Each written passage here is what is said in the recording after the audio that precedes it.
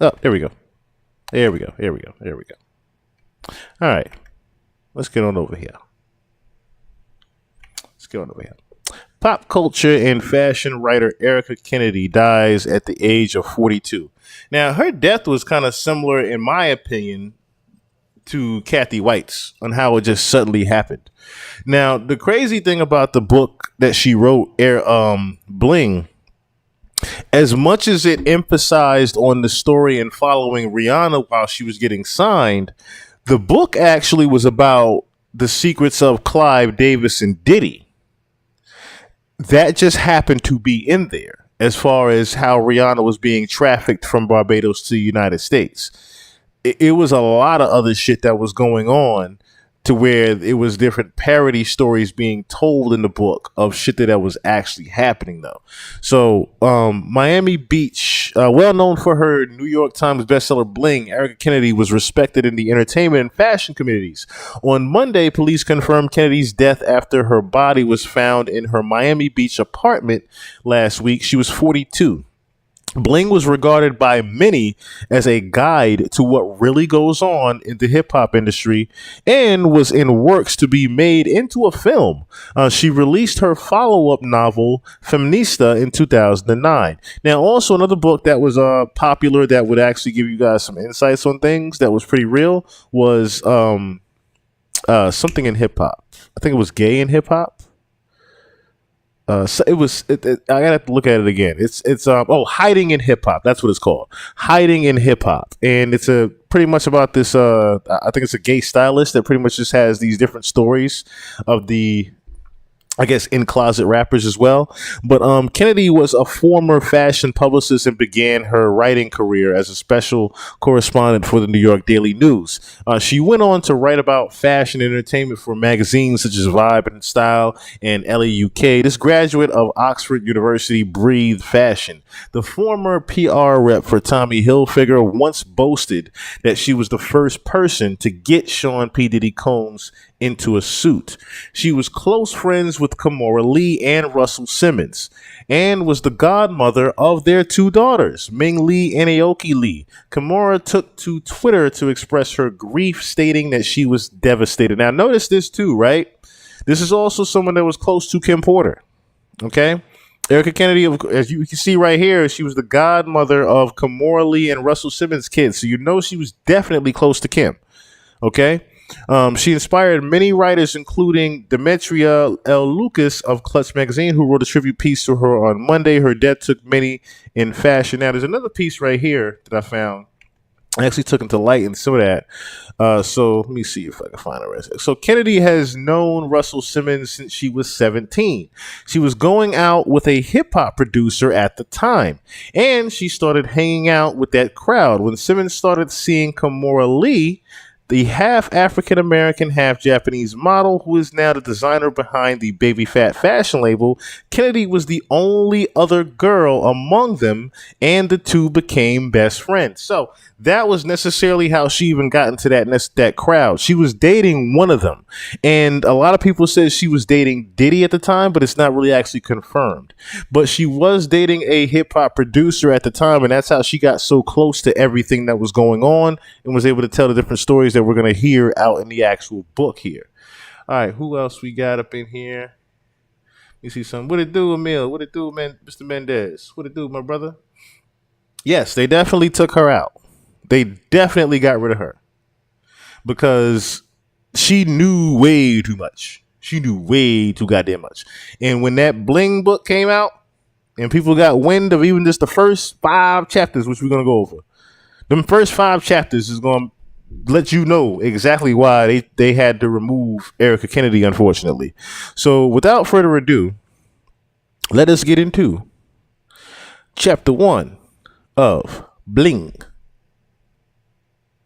And the intro, just so y'all know, the intro was Donald Trump telling Larry King on CNN Live that his breath stink. Just for proper context. Real audio production of Bling by Erica Kennedy. This unabridged recording is narrated by Kevin R. Free and directed by Julie Picoyan. Griot Audio celebrates the best in contemporary African American fiction and nonfiction. This book is copyrighted 2004 by Erica Kennedy Johnson. This recording is copyrighted 2005 by Recorded Books, producer and publisher of Rio Audio. When 21-year-old Mimi travels from a small town in Ohio to New York for an audition with Lamont Jackson, head of the hottest hip-hop label in the business, she has no idea that her life is about to change overnight. But sometimes change has a price. And now, Bling. Intro. Lamont sauntered into the grill room like he owned the place. "Mr. Jackson," the maitre d' greeted him warmly. "Mr. Green is waiting at your usual table." Lamont gifted him with a courteous half-smile. Their usual table was the best one in the Midtown Manhattan restaurant where the power players converged. A dark-skinned man with an imposing build and a cocksure swagger, Lamont Jackson was not conventionally handsome. Rather, he had that well-groomed sheen particular to rich, image-conscious. Now, just to give context, supposedly Lamont Jackson in this is Jay-Z. Okay? Now, you're going to hear some little connotations as far as him being overweight and fat and whatnot, but we all know Jay-Z, of course, is tall, but he did have, of course, the dad bod for a while. So you have to actually think about the fact that Rihanna did see him as a fat motherfucker. Men. He cut a formidable swath as he And Mimi is Rihanna. strode through the room in his favorite Brioni suit, chin up, acknowledging fellow members of the media elite with friendly nods, the masculine scent of his Bulgari cologne lingering in his wake. He derived a soul-deep satisfaction from being watched, being known. He felt their eyes upon him as he approached Irv Green, the 66-year-old chairman of Augusta Music, who had been ranked number 10 on last year's Entertainment Weekly Power 100. Now, to give another context, right, you hear the name Irv Green, okay? You don't kind of have to, be a rocket scientist to figure out who that is. Irv Green is Irv Gotti, okay? So this is around 2005. How you know it's around 2005? Help you out real quick right here. So watch this. This is how you know this is around 2005, right? So let me take this picture down, matter of fact. Watch this. So Irv Gotti, right? This is around the time where they wanted Irv Gotti out of, let's see, what was that? When did Irv Gotti beat Fitz? So, see, on this date, 2005, the U.S. government exonerated Irv and Chris Gotti along with Murder Inc. So this is around the time in 2005 where Irv is being pushed out of Def Jam, okay? And Jay-Z is pretty much becoming the head of Def Jam and the CEO of Def Jam. How you also know this is 2005 is when did Rihanna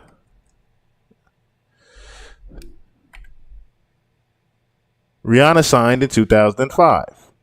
So that's how that gives you context exactly to what time frame that we're actually listening to the book in. After his own record label had achieved its best year to date, Lamont had landed in the magazine's annual honorable mention spot at 100.5. An insult. He would have preferred not to have been mentioned at all. Lamont consulted his Patek Philippe as he slid into the booth. "Am I late?" Irv Green was a stickler for punctuality. It was something he and Lamont had in common. "No," Irv said cordially, not bothering to get up. "Right on time." They enjoyed a warm professional relationship. There was no need for formality, though if Lamont had arrived first, he would have instinctively stood to greet the music industry legend. They ordered lunch and made small talk until Irv finally addressed the unspoken topic hanging in the air. "So it's true," he announced between bites of salmon. "Really?" Lamont attempted to sound surprised, even though rumors had been swirling for a month. "They want you out?" Notice now, shout out to Madman 90 who just literally said that. Jay-Z snitched on Irv Gotti to the elites about Irv, about the secret meeting. And you notice what they just said in the book? Jay acted like he was surprised about Irv getting shut out of Def Jam. He already knew that Irv was on the way out of Def Jam, but he tried to act surprised as if he didn't know. Jay is slick like that. Yeah, Irv said. The fuckers. He leaned over and in a confidential whisper said, So everyone knows already, huh? Well, not everyone. What are people saying? Listen, Lamont said. HMG can't ask you to step down. They have no cause. None. Irv agreed immediately. It's a forced retirement. He was reconciled to the fact that he was being pushed out as the head of Augusta, where he had been cranking out hits for more than 30 years. What bullshit! Lamont spat, truly outraged. Even at 38 years old, as the CEO of Triple Large Entertainment, the hip-hop label he'd founded in a joint venture with Augusta, Lamont was feeling the heat from younger moguls in training. Bullshit it is, Irv sighed. But we operate in a world that worships the young and exiles the old. He shrugged. He'd been wrestling with the dilemma for a month and had let go of the anger. Technically, Lamont had to report to Irv, but mostly he was the master of his own ship. Irv wasn't going to tell Lamont, an African-American who had the pulse of urban culture, how to run a hip-hop label. Irv had been one of Lamont's most vocal supporters to the higher-ups at HMG, the German conglomerate that owned Augusta. The same fuckers who were trying to push Irv out of his job. You remember the first time we had lunch here? Lamont reflected. 9 years ago, when we were working out the joint venture. I remember it like it was yesterday, Irv said. You had on jeans that were too baggy, Air Jordans, a yellow hooded Morehouse sweatshirt, and you kept taking calls on a cell phone that was the size of a brick. I was embarrassed to be seen with you. Lamont didn't want to be reminded of that. But remember what you said to me that day? People were just starting to realize hip-hop wasn't a passing fad. I said the Germans at HMG were racist, and the only reason they wanted to get in bed with me was because green was the only color that could blind them to my own. Irv nodded. And I said, I'm a Jew from Canarsie. You think they like me better? To them, we're both niggas. Accept it and move on. They both chuckled at the recollection. It was the best advice I'd ever gotten, Lamont said. Still is. He'd learned so much from Irv. How to handle corporate politics, how to groom and break an artist, even how to dress. Lamont looked at Irv now, casually attired in a white shirt, no tie, what was left of his dark brown hair elegantly slicked back. The shirt was so crisp, so sturdy, so blindingly white it almost had a celestial glow. Where did you even buy a shirt like that, and how much did it cost? You also said, Lamont continued the trip down memory lane to massage Irv's ego. You make hit records, we all make money, and everyone's happy. A thoughtful pause. You've been producing hits for 35 years, Irv. You've made them a lot of money. You're still at the top of your game. It's not right what they're trying to do. That's what everyone's saying. Irv smiled and raised his glass in appreciation. So what's next? Lamont asked casually. Self-serving to the bone, he was more curious about what this shakeup meant for him than his mentor. Golf's not my thing, Irv said. Might start my own label. I can write my own ticket. A deferential, of course. And they're still deciding on my replacement. The pause was so pregnant, it was expecting triplets. Say it, Lamont silently urged. Say it. Irv Green looked across the table and smiled genially. If it were up to me, the job would be yours today. But I do know you're at the top of their list. Lamont leaned his considerable girth back on the leather banquette and pushed his plate of risotto away, taking a moment to compose himself so his deep baritone would not sound too eager. Of course it wouldn't sound too eager. So that's the thing. Jay was so damn slick back then. Who just said that just now? What up, Icon Vaughn? What it do? Who else just jumped up in here? Icon Vaughn. What it do, Maddie? What it do? We are discussing the Bling book tonight. That's what we are discussing. We are discussing the story of Rihanna being trafficked from Barbados to U.S., as well as Clive Davis and Diddy. That's what we get into. But yeah, Jay Z pretty much he knew how to get everybody out of his way. Pretty much. Yeah, exactly, Madman. He wanted all competition gone. And how he was able to do it was be successful in the music business and be a CEO. He knew being a record label owner was going to be the way to get around certain elites and certain moguls that he really wanted to get into the ear of and really wanted to push out the way. I started to think about the record Trouble even more. And when he starts off saying, I blame the Godfather for giving nigga I'm never going to change. If you're talking about the Godfather, you're talking about the black Godfather of hip hop that everyone alleged and said that that last brunch was his last brunch and Jay-Z offed him. Reply. He felt like jumping up in the packed dining room and shouting, I'm ready! But he only shifted slightly, and when he spoke, he sounded cool and calm. You know, I've been thinking of branching out, he said, doing some R&B shit. I have some things in the works right now. Wonderful, Irv enthused. That's what you need to do. Show the Nazis you're not a one-trick pony. Irv wiped his mouth with the cloth napkin. There's still a lot to be worked out before I leave. Everyone's going to be watching you, Monty. Show them what you can do. As soon as Lamont hopped into... Real quick, yes, Boss TV, and there's going to be a confirmation on that question for you later about Beyonce. the back of his Mercedes Maybach, he called Daryl McHenry his all-purpose whipping boy. They'd already spoken about the brilliant idea that had come to Lamont last night. Daryl was just waiting for the word. Lamont had 3 for him. Call the girl. Disc 1. On the come-up.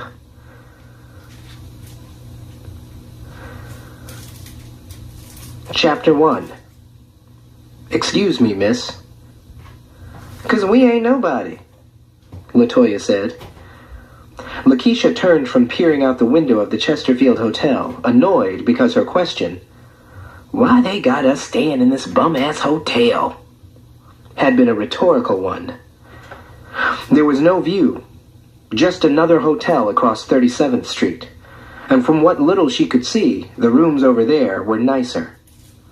"I know," Keisha said, "but still, we didn't even get a limo from the airport." So to bring context to what's going on here, this is Rihanna with her group that came in from Barbados. So it's her and 2 other girls, supposedly. She was in a group originally.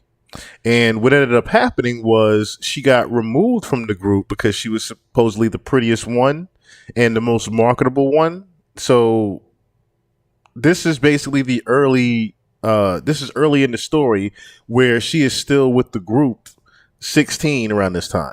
"Don't need a limo," Mimi said, busily straightening up. "They sent a car and it was fine." "Why are you cleaning up Kenny's room?" Keisha said, stretching out on the perfectly made bed. "Because I already finished with ours," Mimi said. "I can't just sit around doing nothing, waiting for the phone to ring. It's driving me crazy." They were sharing the adjoining room, but they were camped out here because their manager, Kenny Hill, would get the call at the hotel since his cell phone service had been interrupted for non-payment, and they wanted to be there when he did. "Let's eat," Keisha said. "That'll give us something to do." She picked up the room service menu. "We can order food, right?" She frowned over at Toya. "They pay for that?" Last night, after their audition at the Triple Large offices, they had gone to Planet Hollywood for dinner, hoping to spot some celebrities, unaware that it was a tourist trap populated by autograph seekers like themselves, where no celebrity would ever be caught dead. "I don't know," Toya said wearily. Keisha was always looking for a free meal, literally and figuratively, and it got under Toya's skin that she was so simple-minded. "You need to ask Kenny." "Where's he at, anyway?" Keisha said. She twirled one of her long micro braids. "It don't take that long to buy a pack of Newports." Mimi didn't care about the low-budget accommodations or that there had been no limo yesterday. Keisha thought this whole trip was going to be like an episode of Making the Band. She was obsessed with that show. Kenny did nothing to dissuade her from thinking it was going to be limos, parties, and Cristal bottles popping. But why on earth would anyone do that for them? They were nobodies. But they had come here to change that. They'd all met at Performing Arts School of Toledo. They joked they were like TLC, whose Crazy Sexy Cool album was one of their all-time favorites. Keisha, big-boned and equipped with a razor-sharp tongue, was the crazy component. Toya, a round-faced girl with a heartwarming smile and a degree of self-assurance that belied her years, was the cool. And Mimi, well, she wasn't wild like Keisha, and she didn't possess Toya's innate confidence, so sometimes she felt she got the sexy slot by default. No doubt Mimi was pretty. Since she was a baby, everyone had remarked on it. But in her usual baggy gear, sexy she was not. Tight jeans and midriff-bearing tops invited attention, and as a biracial girl in a predominantly black school, she already stood out enough. All she'd ever wanted was to blend in. Her mother, Angela, was Italian, and Mimi couldn't remember her Haitian father. Jacques Bertrand had run out on Angela a year after their only child was born, and the annual birthday cards that had arrived, late, with no return address, stopped arriving altogether after Mimi's 8th birthday. She kept the details of her home life to herself, as she did most things, managing to pull straight A's while dodging the taunts of white girl and high yellow heifer, as if she thought she was better than the other girls. Just like many of them, she was raised by an overworked single mother. She rode the bus to school from the bad side of town, and the clothes over which they ran a disapproving you-think-you-cute eye were paid for by the after-school jobs she'd been juggling since she was 14. She never made her looks an issue. They did. Toya, however, was different. She made that clear only 2 months into freshman year, when Nichelle Griffin had stormed over to Mimi in the cafeteria and began to lay into her for coming on to her boyfriend, even though it had been Nichelle's wannabe teenage Lothario who had been coming on to a completely uninterested Mimi. Toya, who Mimi knew only casually, had calmly looked over her shoulder from the next table and said, "You just mad because you wish you had that long hair. Go get yourself a weave and shut the hell up." Keisha, always spoiling for a fight of any kind, had jumped up to enter the fray, but Nichelle had slunk away before she could. Toya, Keisha, and Mimi had been friends ever since. Later that year, their group was formed. They named it Heart Song. They debated endlessly about what kinds of songs they should sing, what kind of group they wanted to be. Keisha and Toya were into hip-hop. Mimi's tastes fell more on the soul side. She idolized those female artists whose songs stirred something inside her more than an urge to dance. Her mother had harbored dreams of being a singer way back when, and music was the only constant in their unstable lives. From Aretha to Alanis Morissette, Sarah Vaughan to Sarah McLachlan, Mimi would close her eyes and try to mimic their every inflection, pretending she was them, not a girl from Toledo who wouldn't recognize her own father if she passed him on the street. Now, notice how that was said also. So, Rihanna's father was not really in her life too much. Hell, her parents were not in her life too much. If you really dig into her story, which was why it was so easy for her to even get taken at that age, at 16, over here to the US. Hell, no one even knew she was gone. No one even knew she was gone. What up, Nasri Ali? What it do? What it do? Heard someone claim Beyonce chose Rihanna. I'm not sure on that part. I'm not too sure on that part at all. Rihanna, how many? Yes, definitely, definitely. So there is a jealousy factor, which you'll hear about later on too, of Beyonce being very jealous of Rihanna. I do think that as well. That Chris Brown and Rihanna was the original blueprint to Megan Thee Stallion and Tory Lanez. I do think that that was the original blueprint there, and because Chris Brown didn't get locked up, so on and so forth, because there was, the rumor of that was how that fight even started. Was Chris Brown had caught the herpes from Rihanna, Rihanna got it from Jay. That was how that went. So as you can also hear, Rihanna is pretty much, the only one that is actually into music also. Rihanna pretty much is the only one that has the star quality. She's got the look. She's the only one that actually is musically inclined. The other two pretty much are just there for the actual look and to be background. That was how she got through performing on stage. She became someone else, whoever's song she was belting out. She was pretending to be Beyonce on the night they met Kenny at a local talent show. Heart Song had just Ain't that something? She was pretending to be Beyonce that same night. Ain't that something there? And you also hear that she was very much into mimicking. So we all know that Rihanna does not write 90% of the songs that she is given. She's pretty much just given the hit records and she pretty much recites them. I mean, shit, that's what most pop stars do, don't they? won the top prize and $300 for their rousing rendition of Bills, Bills, Bills, the Destiny's Child hit. A lanky, dark-skinned man of 34 with droopy eyes and a seemingly permanent deposit of white crust in the corner of his mouth. Kenny Hill's name was one they recognized from flyers posted all over town. A part-time club promoter, he told them he knew every musician, nightclub owner, and DJ in Toledo, which in retrospect they realized wasn't saying all that much. He proffered a business card that read simply talent manager, and they didn't know to ask him for any credentials beyond the promises he made. He talked about getting them a record deal, and he didn't ask them for money, and so it was that Kenny Hill became their manager. He had arranged for them to sing backup on demos at Wildside Studios in exchange for free studio time to record their own music. He kept telling them that he was setting up auditions with labels, but nothing ever panned out. And they'd graduated high school 2 years ago. The day after they tossed their caps, Mimi's part-time job at the discount emporium Save Mart became full-time. Toya was doing hair at Black Roots. Now, it also sounds like Kenny Hill is Jonathan Hay. Jonathan Hay was a publicist turned manager at the time. Or should I say slash manager at the time, trying to get his feet wet in the door.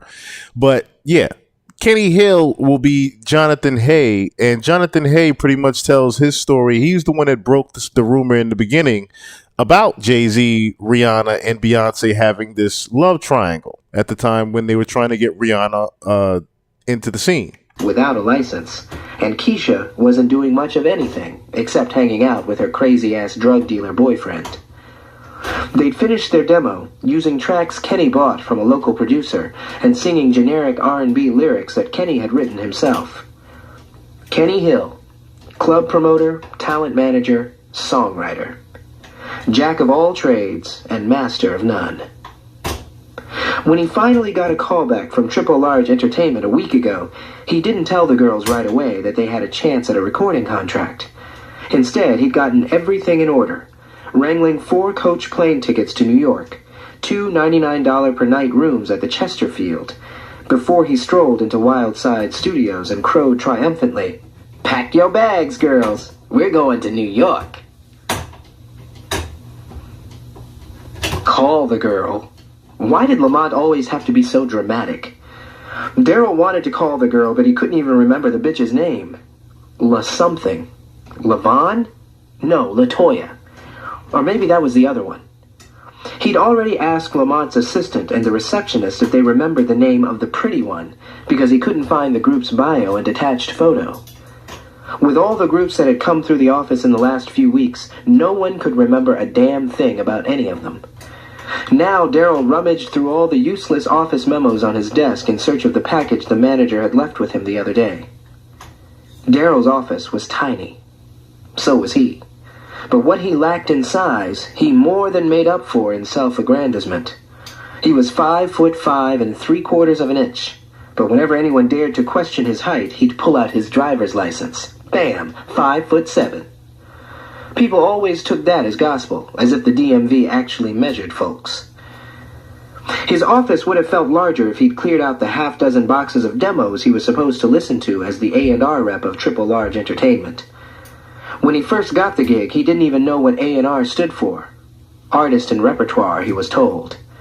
He still didn't entirely understand, but he'd figured out he was expected to discover new artists and work on their development once they were signed.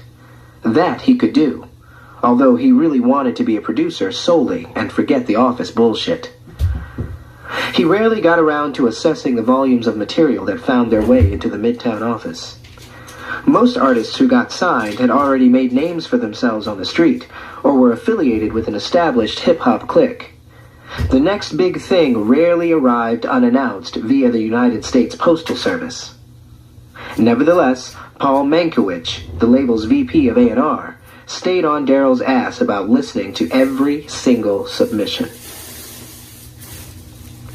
A strapping, floppy-haired white guy in his mid-30s, Paul Mankiewicz made six figures and his own hours.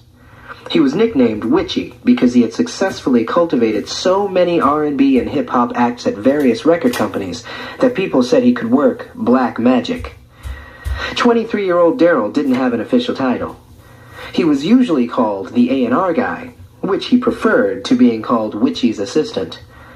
Though affable to most, Witchy cracked the whip on his departmental subordinate, mostly Daryl believed as a form of insurance. If Witchy failed to meet his monthly beat-up-on-Daryl quota, Witchy was guaranteed to receive a few lashes from the HNIC himself, Lamont Fat Man Jackson. Daryl idolized and despised Fat Man with equal fervor. Some days he wished he were standing tall in Lamont's $400 shoes, making big moves and bigger bank. Other days he hoped Lamont Jackson would keel over and die from a massive coronary and spend all eternity rotting in hell. A few months ago, Fat Man had put out the call that they'd be branching out into R&B. They were hoping to find the next Destiny's Child. In the past 2 months, they'd seen 27 groups. None of them got past their first song. After an audition 2 days ago of 3 white girls with varying degrees of pink hair who called themselves Shades, it was obvious Witchy was digging at the bottom of the barrel. Lamont had turned to Witchy and said, "Mr. Mankiewicz, why do I feel like I'm a judge on American Idol?" Daryl had fallen back on Lamont's sofa and laughed. It was a joy to see Witchy catching some flack for a change, but the most hysterical part was that Lamont was beginning to resemble the fat guy on the show. And then this group Heart Song, the worst fucking name, had come in yesterday. Daryl had only listened to their demo as a favor to Megan, Triple Large's certified hottie receptionist. She'd urged him to listen to it, saying the manager was a friend of her cousin's friend.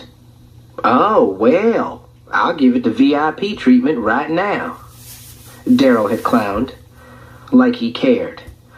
It was certain to be garbage, but if it brought him one small step toward getting some pussy from Megan, it was worth a listen. And what did you know? It wasn't bad. Not bad at all. Witchy was heated when he found out Daryl had flown them in without consulting him. One of the girls, the one with the long braids, had to be 20 pounds heavier than she'd been when the bio picture was taken. So now you hear it right there. So pretty much they were flown in without anybody even knowing anything at all. Again, this is proof right here that how Rihanna was trafficked pretty much to the U.S. just for the record deal. Let me look up some things right here real quick going on in the chat. L.A. Reid, I've seen the interview. He says Beyonce told him to focus more on Rihanna. Yeah, I heard about that rumor also with Tia Marie. Tia Marie getting caught in the studio. Shit, she got caught with Ray J. So that, I mean, that's just what it do, Fury B. What it do? What it do? Let me see. What else going up in here? It was 2017. They had to break her record. Yeah, they had to break her break. Yeah. So it was a group of. Yes, it was a group of them in the beginning. It was her own group, and pretty much Jay-Z took her from that group and just made her a star after that. I'm just reading up some couple of things up in the chat, y'all.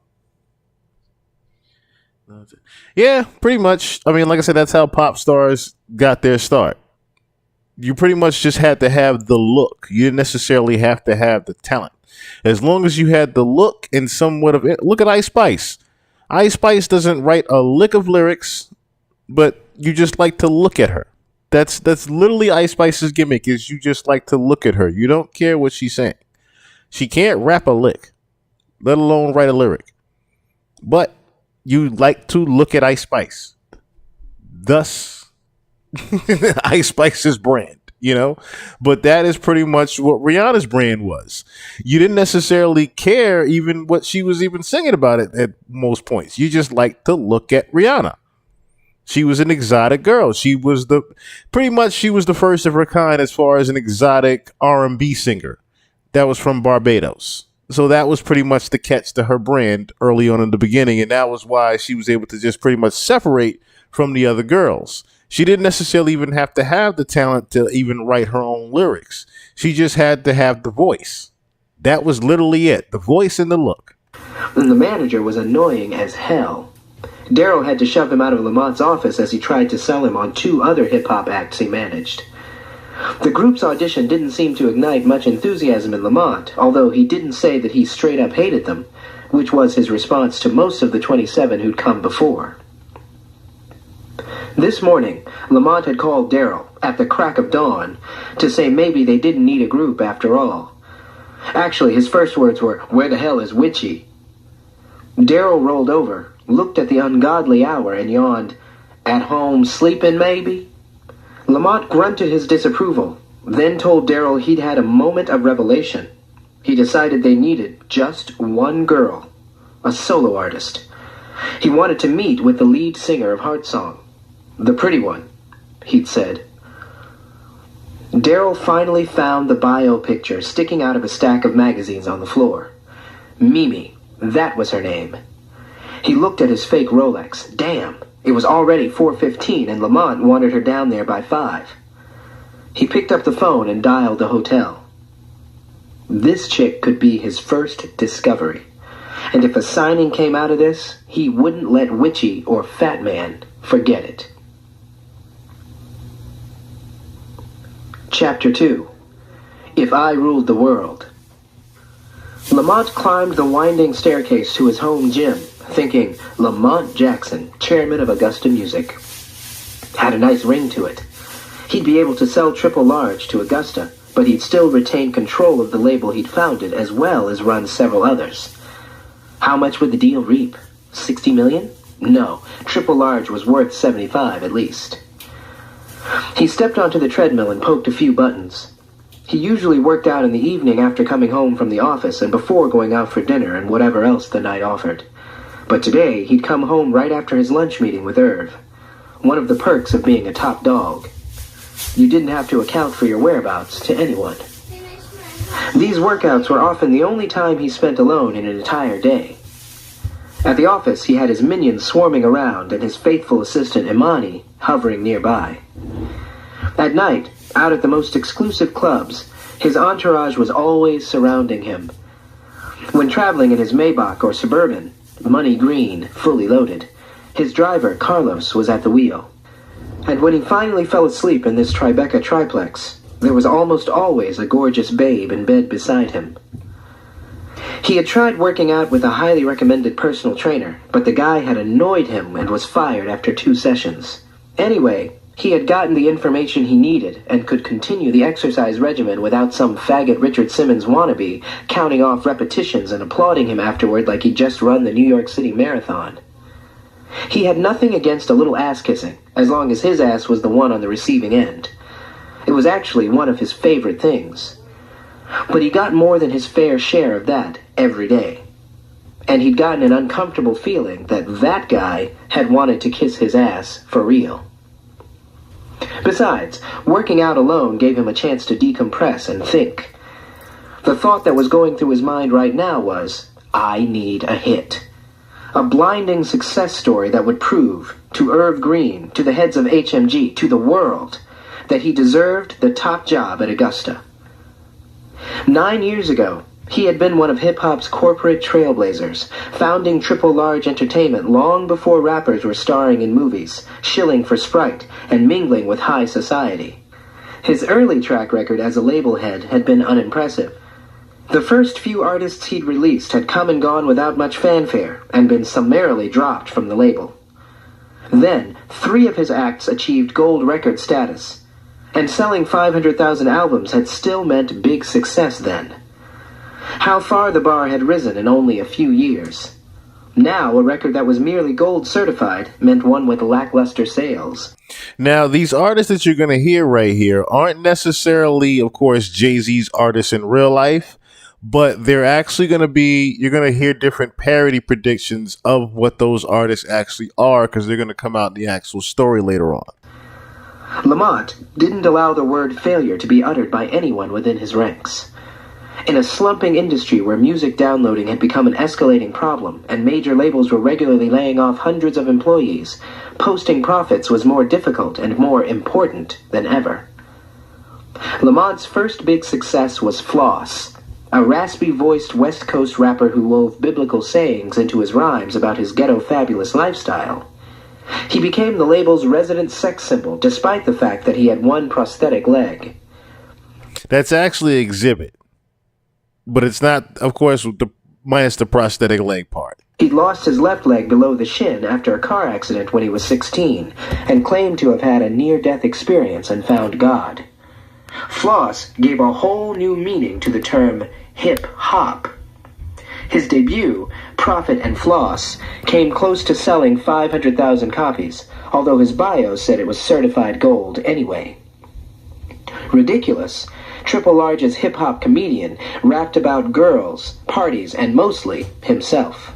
Lamont had come up with the name following the phonetic spellings or cooler tradition that the younger rappers seemed to favor. He thought Ridiculous was an improvement over the rapper's original moniker, Big D.I.C.K. He could just imagine MTV having a heart attack over that. You can tell who that was. Dickie's first album, Ha Ha, made some noise with 2 hit singles, Dickie's but Ja Lamont Rule was disappointed with its performance. 2 million copies sold of the rapper's second effort, No Foolin', more than made up for any bad feelings. But it was a plasma-obsessed rapper named MC Grimy who had taken Lamont and TLE to the next level. Grimy's first album, Bloodhound, went gold. His second, Hematoma, went platinum, selling 1 million copies in total. His third, Code Red, sold 2 million in its first 2 months. That one is 50 Cent. The MC Grimy one is definitely 50 Cent. And his next, Crimson Tide, was the TLE all-time bestseller at 4 million copies to date. When Lamont learned that Grimy had taken an IQ test as a child and scored a staggeringly high 140, Lamont started calling Grimy his thug genius. He was pleased when that nickname got picked up in the press. It appeared in large type next to Grimy's head when the toned rapper was featured, shirtless and splattered with blood, on a controversial Rolling Stone cover. Controversial in large part because Grimy had shown up for the photo shoot toting a cooler containing 4 hermetically sealed bags of human blood of unknown origin. Thereafter, Lamont's publicist let it be known that Lamont himself had coined the term.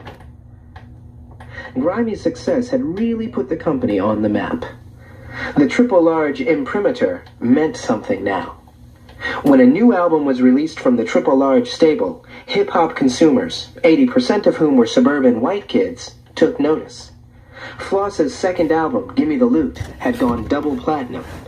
O Negative, Grimy's latest LP, had just reached 3 million. And from the looks of the first week's sales numbers, Ridiculous's Straight Cloudin' was on track to do even better. The R&B and hip-hop infused movie soundtracks TLE produced had become a business unto themselves, and Lamont had formed a separate division around them, Triple Large Tracks. 10 soundtracks released in the last 5 years, and they'd all gone at least platinum. I forgot to mention. With his label Floss is actually Nelly. Dominating the industry, Lamont was firmly lodged in the top tier of the crop of new black moguls. But he didn't want to be one of. He wanted to be king, the one and only. And as the new chairman of Augusta Music, That's what he would be.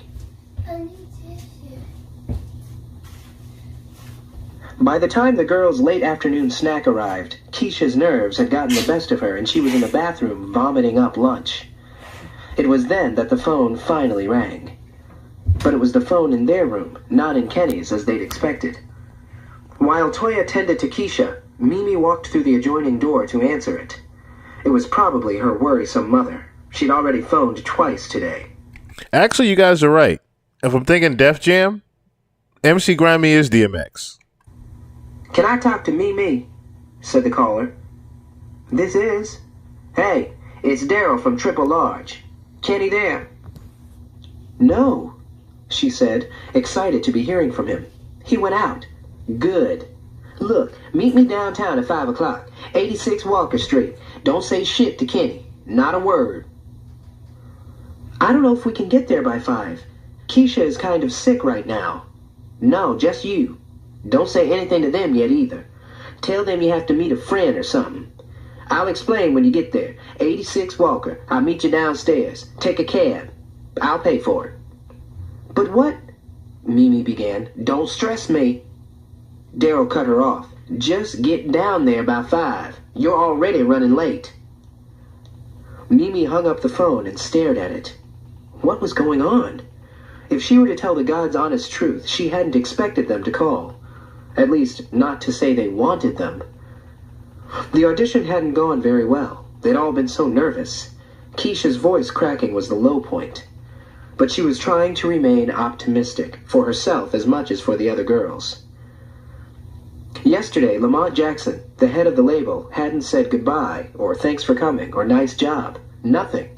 He'd picked up his telephone before they were out the door and started dialing as if their performance had been an unwanted interruption in his daily business routine. The last to file out, she'd looked back at him. The phone to his ear, he caught her glance and finally cracked a small smile. Of encouragement or pity, she wasn't sure. Lamont had seemed to be channeling his thoughts to Daryl, who had done all the talking. Daryl had said they'd have an answer today. "Yay or nay," he told Kenny. So which does this call mean? She wondered. Yay or nay? And what was all this come alone business? When she walked back into Kenny's room, Keisha was lying on the bed with a wet rag on her face, moaning like she'd just given birth. "Are you okay?" Mimi said, kneeling beside her. Fury B, I'm going to pray for you. You done been from Staten Island to Yonkers. I'm going to pray for you, brother. "No," Keisha moaned. "Was that your mother again?" Toya asked. No," Mimi said hesitantly. "It was some guy, the son of my mom's friend. He lives here. He wants me to come meet him right now, at this place just around the corner." Too much detail. She was lying, poorly, and for what? The address Daryl had given her wasn't the address of the office. Despite Daryl's fierce warning, she wished she could talk to Kenny first before she did anything. Where the heck was he? He'd left almost 2 hours ago. And why couldn't he pay his cell phone bill? "What place?" Toya questioned. Mimi said, trying to come up with a name. But she didn't know New York, so she just turned and walked back into their room, hoping Toya wouldn't ask again. "Mimi, what if they call?" Keisha whined. "Not if," Toya corrected. "They said they'd call today." "Well, they might say they want us or they might say they don't," Keisha countered, getting her energy back. "I'll call you guys in an hour," Mimi said, changing out of her sweats as Toya watched from the doorway. Mimi went to the closet and considered her clothing options. She couldn't wear the tight stretch jeans and cropped peasant top that she'd worn yesterday for the audition. Toya and Keisha had worn the exact same outfit, so Daryl would surely remember it. Besides, that look was a tad hoochie for her personal taste. During their search for the perfect audition attire, Keisha and Toya had nixed her more conservative suggestions. "You don't even know this guy," Toya complained. "Forget him." "I can't." Mimi held up the black turtleneck with the bell sleeves that she had worn on the plane. "I already told him I would come, so..." She shrugged. "Yes, It would be the turtleneck with army green cargo pants, and her leather boots with the platform heels instead of the slutty high heels Kenny had insisted they wear yesterday. Is it cute? Toya said. Who? The guy you're meeting.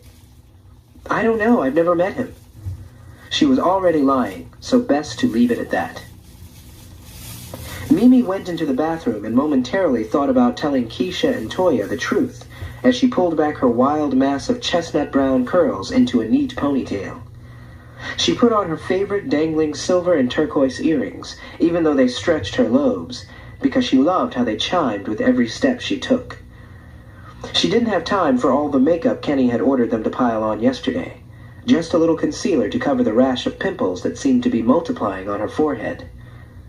No, she decided as she applied some cherry-flavored lip gloss, she wouldn't tell them. So I want y'all to notice too, and also, thank you so much, Miss Kiki, for saying that. Yes, please get the likes up, y'all. It'll help y'all. Also, look at the pod.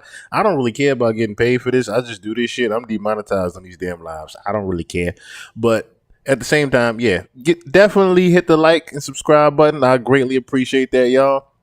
Y'all hit the likes. It'll help y'all see the lives pop up even more, as well as the other content.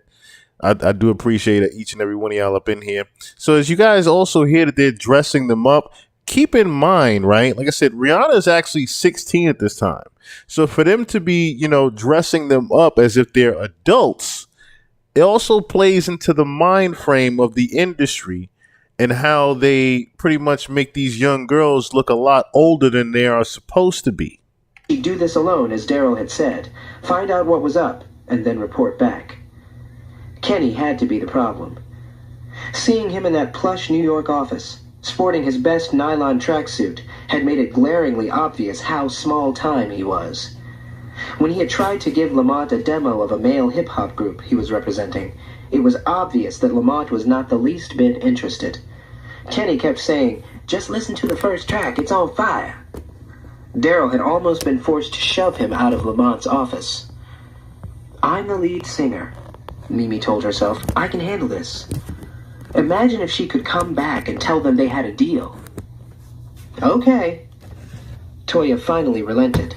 A little late, as Mimi was already grabbing her knitted poncho and suede hobo bag and heading for the door. Maybe he's cute, and maybe we're gonna get signed, and maybe we're gonna move here, and maybe we'll be famous, and maybe he'll be your man. Let's not get ahead of ourselves, Mimi said, shooting Toya a smile as she walked out the door.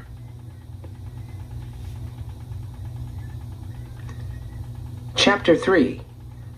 Can't Knock the Hustle.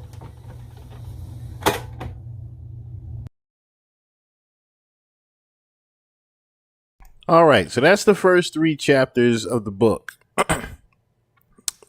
What do you guys think so far? What do you guys think so far as the first 3 chapters? So we got pretty much Rihanna is new from Barbados with her group of girls, right? And she's fresh new to the United States, period. But you can tell she pretty much knows how to also carry herself for a 16-year-old. This isn't someone that needs mommy and daddy with her all the time. Okay. Also, they're, like I said, dressing her up to be, look a lot older than she actually already is. Then on top of that, you have Jay-Z, who pretty much has his eye on Mimi, which is Rihanna. He doesn't care necessarily about the other 2 girls. He's already got his eye set on making Rihanna the star. So right now, that's pretty much everyone's already seeing that part. Like, okay, we got to get these other 2 girls out of here. And now we got to make Rihanna the star. So we're going to get into the next 3 to 5 chapters here as well. Just read a couple of things that's going on here. What it do, Philip Davis? What it do, my brother? Definitely need this book. Yes, I need to get the entire book. I just got a majority of the audio book of it myself, and it's mind blowing. It is definitely mind blowing. Yes, you could definitely say her family pimped her out. At the same time, can you? Because you can't even tell. Like they said, they played a joke on it. This was someone Mimi didn't even know her father from a hole in the wall. So was her parents even around? That's the real question. Where the fuck were her parents, and how did she just easily just end up from Barbados to the United States without anybody knowing anything? Like you could easily say, yeah, the family was paid off penny to the dollar because of, shit. The money compared to here in Barbados is buku. Okay, so just Google that, the American dollar to the Barbados dollar. Okay, they could have gave them $1,000 and they would have felt rich in American money. Okay, yes, that's the sadder part about that. But Rihanna pretty much, I was curious about that too. Yeah, so Rihanna is like she's pretty, like I said, she's 16 years old, doesn't really know her parents like that, pretty much from what the story is saying, and she just ended up in America because she had a pretty face and she has somewhat of a voice. That's literally it. That's literally all of Rihanna's talent. She had a little bit of a voice and she was a pretty 16-year-old. That's it. So we're gonna get into chapters 3 through 5 real quick. Chapter 3. Can't Knock the Hustle. For 10 minutes, Daryl had been standing in front of the glass tower in Midtown that housed the triple large offices with his arm outstretched as available cabs whizzed by. He'd rushed out without his coat, and it was too cold to be out here in just a sweatshirt. The cold was the one thing he hated about moving up here from South Carolina. It took damn near till June for the weather to break. Cabs never stopped for him. Also, real quick, before we get too deep into it, so I did get a quick unofficial list of the actual rappers. Floss would be Young Jeezy. Ridiculous was actually Ludacris. Yes, DMX is MC Grimy. Dickie was, of course, Ja Rule. So this is just the Def Jam alumni that was around 2005. I just had to Google that little fact real quick. He knew he should have given himself more time, and he would have if Lamont's cornball assistant hadn't made him wait while she put together some package for him to take to Lamont. He needs to see it tonight, Daryl, she'd insisted. Then call the messenger service, girlfriend, because I got to go. So now he was going to be late, and Lamont wouldn't stand for that. He thought about throwing up the hood of his sweatshirt to cover his cornrows, but that might just make him seem more menacing. He was damned if he did, damned if he didn't. Story of his life. A cab slowed to a stop in front of the building, and Daryl saw the blonde woman passenger handing money to the driver.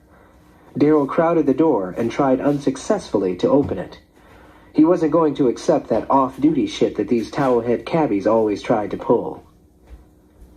He glanced up the street for a split second, thinking he saw a cute new TLE intern heading up the block, and when he turned back around, the cab was taking off, knocking him off balance and nearly running over his foot.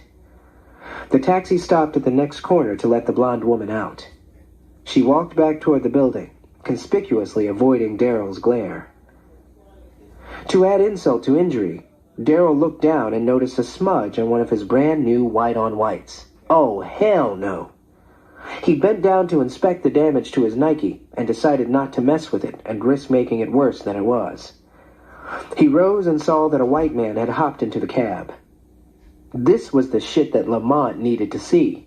This was why he had to order cars on the company account. Lamont was always complaining about that, calling it a blatant abuse of company policy. "It's a necessity, yo," had been Daryl's response. When Lamont pointed out that no one else in the office ordered town cars to get around, Daryl decided to drop it. Most of Triple Large's employees were female. Fat Man's own harem. They didn't have to deal with this bullshit. Cabs would stop for them, no problem. And the other guys in the office probably took the subway. Daryl wouldn't know. He didn't socialize with them. He only hung with other industry players on the rise. Though the price of admission to get into Lamont's inner circle was high, he was the only cat in the office who had membership. other than Witchy, who'd waltzed right in just because he discovered a couple of successful groups and stayed there by being the ultimate yes man. To join this elite Daryl is starting to sound a lot like Diddy, isn't he? hip-hop fraternity, for over 2 years, Daryl had been a virtual indentured servant with a round-the-clock list of menial chores to do. It was not uncommon for Lamont to call Daryl at 3 in the morning to tell him his car needed a washing. And he didn't mean wash it at your earliest convenience. Or should I say It was Dame understood Dash? that when Lamont told anyone to do anything, he meant now. But Daryl had made it in, winning some respect along the way for being able to withstand the pressure. Most who thought they could hang disappeared once they found out how much work was required to become part of the crew. But the menial chores and public mockery that used to rain down on him constantly were only intermittent these days. Too bad the other guys who tried to infiltrate the TLE circle couldn't suck it up, because the end rewards were well worth it. Now, Daryl was a producer of hit records. Well, one so far. If Say What, the new ridiculous single, hit big, he'd see some serious cash. This ends side 1 of cassette 1. Please turn to 1, side 2. So why should I That have is to take hilarious. the subway? Daryl wondered spitefully.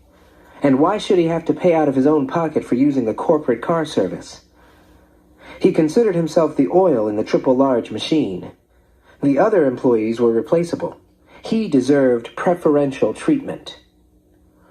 Even though he was sure he'd soon be making more money than he'd ever dreamed possible, he couldn't roll like he wanted to. Not yet. In preparation for his eventual jump in tax brackets, he had toured some pricey apartments with a real estate broker, telling the woman he was looking for something fly. That bony white bitch had held tight to her purse and kept a pinched little smile on her face the whole time, and all the doormen at the buildings they visited had looked at him like he was some common thug. Or had they? Sometimes he felt like he was becoming paranoid. He had to cut down on the weed. He had noticed that Lamont would be at a party stone-cold sober while everyone around him was drunk or high. And Lamont would be having as much fun as the rest of them, if not more. Fat Man had told him he tried everything once. Daryl realized he had to keep his mind right if he was going to make it to the top.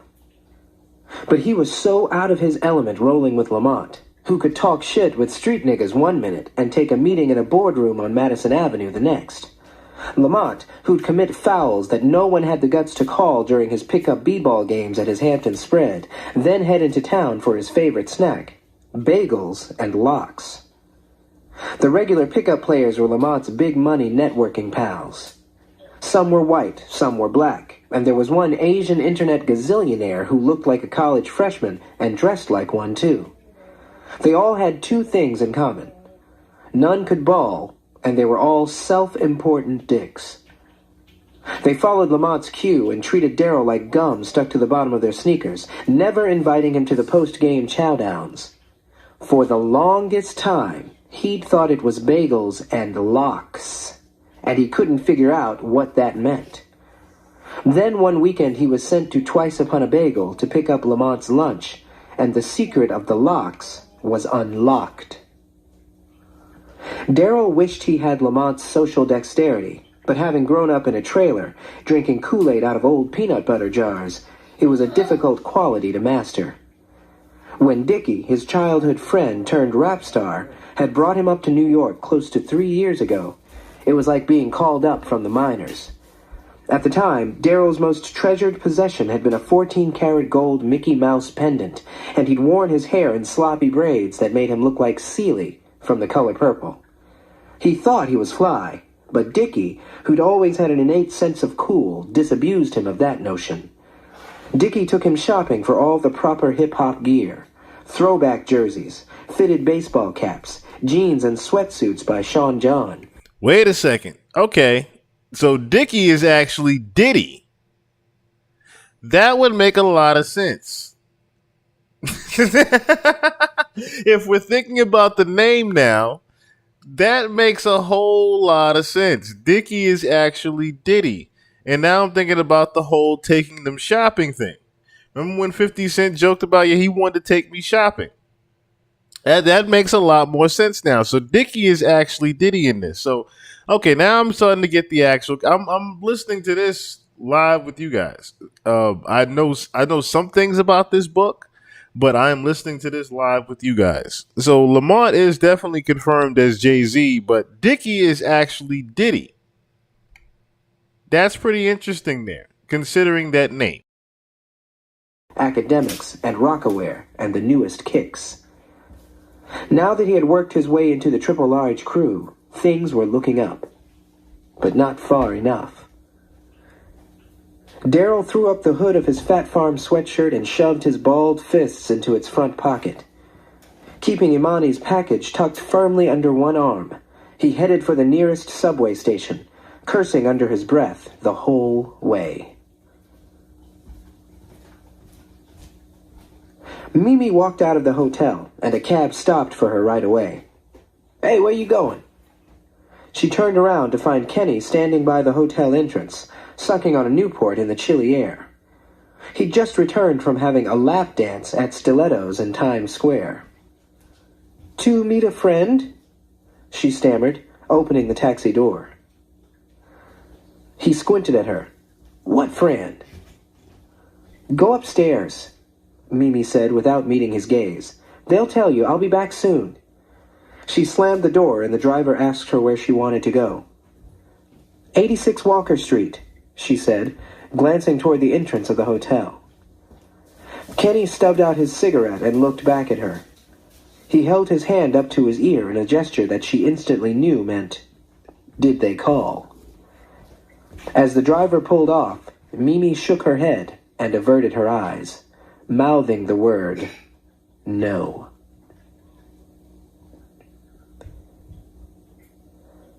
A bead of sweat rushed down Lamont's forehead. He wriggled his nose and picked up his pace on the treadmill, his eyes glued to the 3 flat screens hanging on the wall in front of him. The televisions were a recent installation. Lamont hated flipping back and forth between channels. He might miss something. The TVs were tuned, as always, to BET, MTV, and CNN. He tried to catch Moneyline with Lou Dobbs whenever he could. Lamont's personal motto was, "If it don't make dollars, it don't make sense." The 3 screens were like his own customized stock ticker flickering with cultural currency. He pounded the conveyor belt until his white Nike t-shirt was clinging to his damp, protruding belly. He cut off the treadmill, stepped down, and grabbed a bottle of Dasani from the refrigerator in the small upstairs bar. Guzzling the ice-cold water, he snatched a fluffy white towel from the basket next to the massage table and stepped out onto his terrace to cool off for a minute. Taking in the panoramic view, he savored a momentary feeling of satisfaction. This deck had more square footage than the entire apartment where he had grown up in the Marcy projects in Bed-Stuy. He looked out and spotted the Brooklyn Watchtower. He hadn't been over to the old neighborhood in a while. Not since he'd convinced his father to move to an upscale retirement community in Florida. The warm weather was better for his father's chronic joint problems. Lamont Sr. called the records his son produced jump-up music. "Every time you see one of these videos, they're always hopping around like jumping beans. Can't none of those kids stay still?" A civil servant for 39 years, Lamont Sr. would often preach, "A man can make good money, but all that money can't make him a good man." Simply saying, "I'm proud of you, son," wasn't his father's way. Lamont's beloved mother picked up the slack with a pride in her eldest son that bordered on idolatry.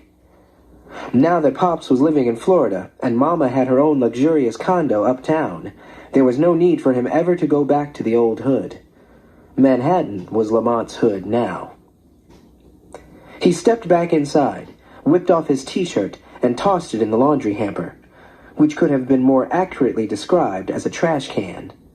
His obsession with cleanliness, bordering on neurosis, meant he wore his gym clothes one time only. His housekeeper had orders to dispose of the clothing she found in the gym hamper. He lay down on the exercise mat and bent his legs at the knees. Time for crunches. He liked to do this part of the workout shirtless, so he could keep an eye on his midsection. He had always been a bear of a man, 6 feet of solid, masculine bulk with shoulders worthy of the NFL, firm and toned. But in the last year or two, his arms had gotten a little flabby, and his midsection had expanded to unacceptable dimensions. Kenny is Jonathan Hay. Jonathan Hay is the actual manager / publicist around the time that it actually gotten Rihanna there. He knew it wasn't solely due to an overindulgence of his wicked sweet tooth. He'd never had to work this hard to stay in shape in his 20s, or even in the earlier half of his 30s. He couldn't believe he was almost 40 years old. Playing basketball had always been workout enough to keep him in shape, but not anymore. He clasped his hands behind his head and strained to raise his upper body. The first one was always the hardest. He felt like quitting after 50 reps, but he soldiered on to complete the full 300, hating every damn one. He had no choice. That old man gut had to go. When the cab pulled up at the address Daryl had given her, Mimi looked in her bag for money. Daryl appeared out of nowhere and yanked the door open. "You late." He aggressively greeted her, handing a $10 bill to the driver. He sounded out of breath. "Sorry," she said, as Daryl hustled her past the doorman, through the lobby, and into the elevator of what looked like an expensive hotel. "Lamont don't like folks to be late," he said, fingering one of his cornrows, which had come loose at the bottom. "So is that where we're going?" Mimi wondered. "To see Lamont?" Daryl rushed down the carpeted hallway like a harried traveler desperate to make a connecting flight. Mimi glimpsed at his blotchy reddish-brown complexion and wondered if he had some kind of skin disease. He didn't say another word to her until they reached the last door on the hall. It was already ajar, so he didn't bother to knock. Before they crossed the threshold, he turned to Mimi and asked, "Ready?" That scared her. Ready for what? But she nodded, anxious to hear whatever Lamont Jackson had to say. Chapter 4. Hypnotize. "Monte!" Daryl bellowed into the cavernous apartment. Getting no reply, he dashed upstairs. Mimi took a seat on the small sofa at the end of the entrance hall and removed her poncho. "This apartment has stairs," she marveled to herself. A few minutes later, Daryl returned. "Go up and wait in the living room," he instructed her. "He'll be right out." Mimi had thought she was in the living room. She began to head upstairs when Daryl hollered after her, "Shoes!" He pointed to the shoes lined up neatly by the front door and said, "Lamont don't like dirt." He was lucky that Lamont had been in the shower just now and hadn't caught him upstairs with his sneakers on. "And hey," Daryl said, "don't be touching him, grabbing him or nothing, aight?" That struck Mimi as odd. Why would she want to grab Lamont? Seeing her puzzled expression, Daryl explained, "Don't be trying to shake his hand or nothing. He got a thing about germs." Mimi nodded, pulled off her scuffed boots, and then walked slowly up the stairs to the main floor of the apartment. It was a massive open space with a wall of glass along one side looking out over the city. The kitchen had not one, but 2 huge, gleaming refrigerators. So now we're getting to the meeting of when Rihanna first meets Jay-Z, and they actually get to sit down alone together. The sheer size of the place took her breath away. She was amazed that all this was hidden inside a 6-story building on a quiet city block. It was like opening a door and expecting to see a walk-in closet, but finding a ballroom instead. Lamont is Jay-Z. At the top of the stairs, across from the kitchen, stood a long, massive dining table made from slabs of the most beautiful wood she had ever seen. There was a spiral staircase leading to yet another floor. She wanted to go up and check it out, but Daryl had said to wait here. At the far end of the room there were 2 huge sofas covered in cream-colored suede, 2 impossibly large brown leather chairs, an ebony concert grand piano, and a collection of ethnic-looking objects and tiny statues arranged on a low glass coffee table. Everything was expensive-looking, but she wasn't sure if she liked it. Nothing looked like it had ever been touched. She walked over to the fireplace to examine the array of framed photos displayed across the mantel. Lamont with Naomi Campbell. Sadly, before this was about to be made into a film, Erica Kennedy was killed because it was actually supposed to be made into a film beforehand. Lamont with Mariah Carey. Lamont with Latrell Sprewell. Lamont with Bill Clinton. Lamont with a white guy she couldn't identify. They were both laughing in the shot, and the other guy's head was tilted so far back it was hard to tell who it might be. She picked it up to get a closer look. Eminem, Lamont said, walking up behind her. Startled, she quickly set the picture back down in its place. That was at his last album release party, Lamont explained. I had just told him he should have called his album Nigga on the Inside. She laughed because she could tell he wanted her to. But standing this close to him made her uneasy. So did being in this apartment. Have a seat, sweetheart, he said, walking to the kitchen. Pellegrino, Diet Coke, cranberry juice, Red Bull?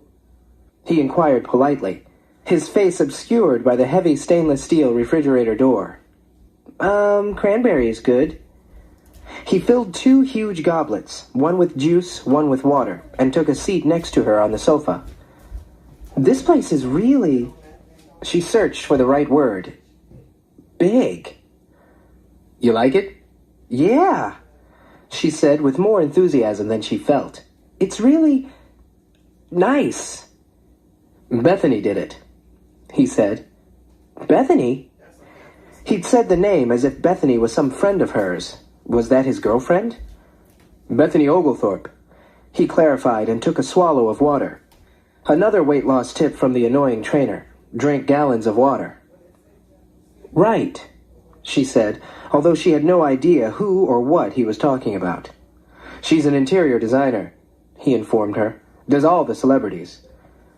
Right, Mimi repeated, wondering if Lamont considered himself a celebrity. She'd never heard of him until last week. But do you really like it? He asked, looking around. He'd bought the place for $3.8 million and paid Bethany an arm and a leg to do it up right. Elegant and masculine had been his only design directives. But did it look weird? Sometimes he walked in late at night, stood in the middle of the living room, and felt like gutting the whole place. Metropolitan Home called the decor eclectic, he said facetiously when she didn't answer. The only reason the wacky, overcharging design diva was worth her fee, in his opinion, was because a Bethany Oglethorpe curated apartment generated press all on its own. Mimi had no idea that Metropolitan Home was the name of a magazine. And did he say electric? She didn't know what he meant by that, so she just smiled. So how old are you? He asked, moving on. Almost 21. Almost? He smiled. Most of the women he knew, and some of the men, were trying to shave a few years off their real ages. Only a kid as young as this one wanted to round up. I'm not going to card you. Mimi managed to smile, though every word that came out of his mouth made her feel more uncomfortable. But his mouth, she decided, was the most attractive thing about his dark chocolate face. He had full, sexy lips. The rest of his face was kind of flat, like someone had smashed it in and it had never bounced back. His close-cropped hair was going gray at the temples, and Don't that sound like a camel face? before he slouched down on the sofa, was this real suede? She detected a tummy jiggling under his t-shirt. So is Mimi short for something? Marie, she said. Lamont fixed his gaze on her. She really was a beauty. Compared to the other girls in her group, she was practically a supermodel. Actually, it's Marie-Jean, she began to babble. Why wasn't he saying anything? Coming here alone might have been a mistake. She should have brought Kenny. With a hyphen, you know. Lamont crossed his arms and began having visions of what she could be. At first, he had thought their audition was going to be another next situation, like the 20 or so groups that had come before them. But when Mimi sang her solo verse, it was like the other two girls had disappeared. And then it came to him in a moment of divine inspiration. He didn't need a girl group. He just needed one girl he could mold into a pop superstar. And when he accomplished that, the Augusta job was going to be his. No one called him a one-trick pony. "But everyone calls me Mimi," she continued, waiting for him to speak. "But you already know that. Right. So, Marie-Jean was my father's mother's name. My dad was Haitian." Lamont continued to stare at her. Would her hair look decent if she shook out those mousy brown curls? He liked what he saw otherwise. The cafe au lait skin, the long legs, and yum, those juicy lips that had a natural rosiness. Her dark sweater, which looked like it needed a serious dry cleaning, made it hard to determine if she had anything going on up top, and her baggy pants made it hard to see what was going on from behind. She was almost 5'9", he guessed. As a connoisseur of models, he could determine a woman's height within an inch at a glance. "Let your hair down," Lamont commanded. Mimi blinked several times. "What?" "Let me see what you look like with your hair down," Lamont said with some irritation, because he didn't like to repeat himself. It wasted time. Mimi tugged the band out of her hair and shook her curls out. "Okay," Lamont said neutrally, throwing his feet up on the ottoman. "So, sweetheart, this group you're in is called—" Before she could reply, his attention turned to something buzzing in the pocket of his gray cashmere sweats. He pulled out a cell phone, looked at the caller ID screen, and tossed it onto the table. "Heart Song," Mimi answered brightly. Lamont smirked. "Your manager come up with that?" "No," she said, slightly offended. "I did." "And you're proud of that, I can see." "Well, we want to sing songs that, mean something," she said, trying to read his manner to decide what she should say next. "I can do this," she told herself. "Songs from the heart," she continued, as full of herself as she could manage. "We don't want to be singers who just look good. We want to touch people with our music." "Touch people," he said, and let out a noise that sounded like he couldn't decide whether to sigh or laugh. "Honey, you can't touch people." This time he spit out the word touch as if it were a piece of lint stuck on his tongue. "Unless they hear your music. And people won't hear your heart songs unless they buy your record, which no one will do if they don't hear your songs playing on the radio first. And you won't get any radio airplay if you can't steal the programmer's attention away from the 50 other singles that come their way every week. And even if your songs are on the radio every hour on the hour, people won't be interested in laying out their hard-earned cash for your album if they aren't interested in you. So don't turn your nose up at looking good, baby, because at this moment, looking good is your best asset." Though struck by his cold assessment, she managed to say, "Really? I thought my voice was." Her naivete amused him. Neck and neck, I'd say. He looked down and noticed a hole in the heel of her sock. Mimi noticed him noticing, his brow creasing as if he could not understand how someone could actually be walking around in the world with holey socks. He probably had socks that cost more than her boots. "I think you look spectacular today," Lamont said sweetly, leaning over to pat her hand gently as she repositioned her foot to hide the offending hole. After Daryl's stern warning, she instinctively pulled her hand away at his touch. She thought he looked momentarily offended. "That shit you had on yesterday was booty. Looked like something you bought on sale at Target." Now, understand this, right? Just let's put more context to this.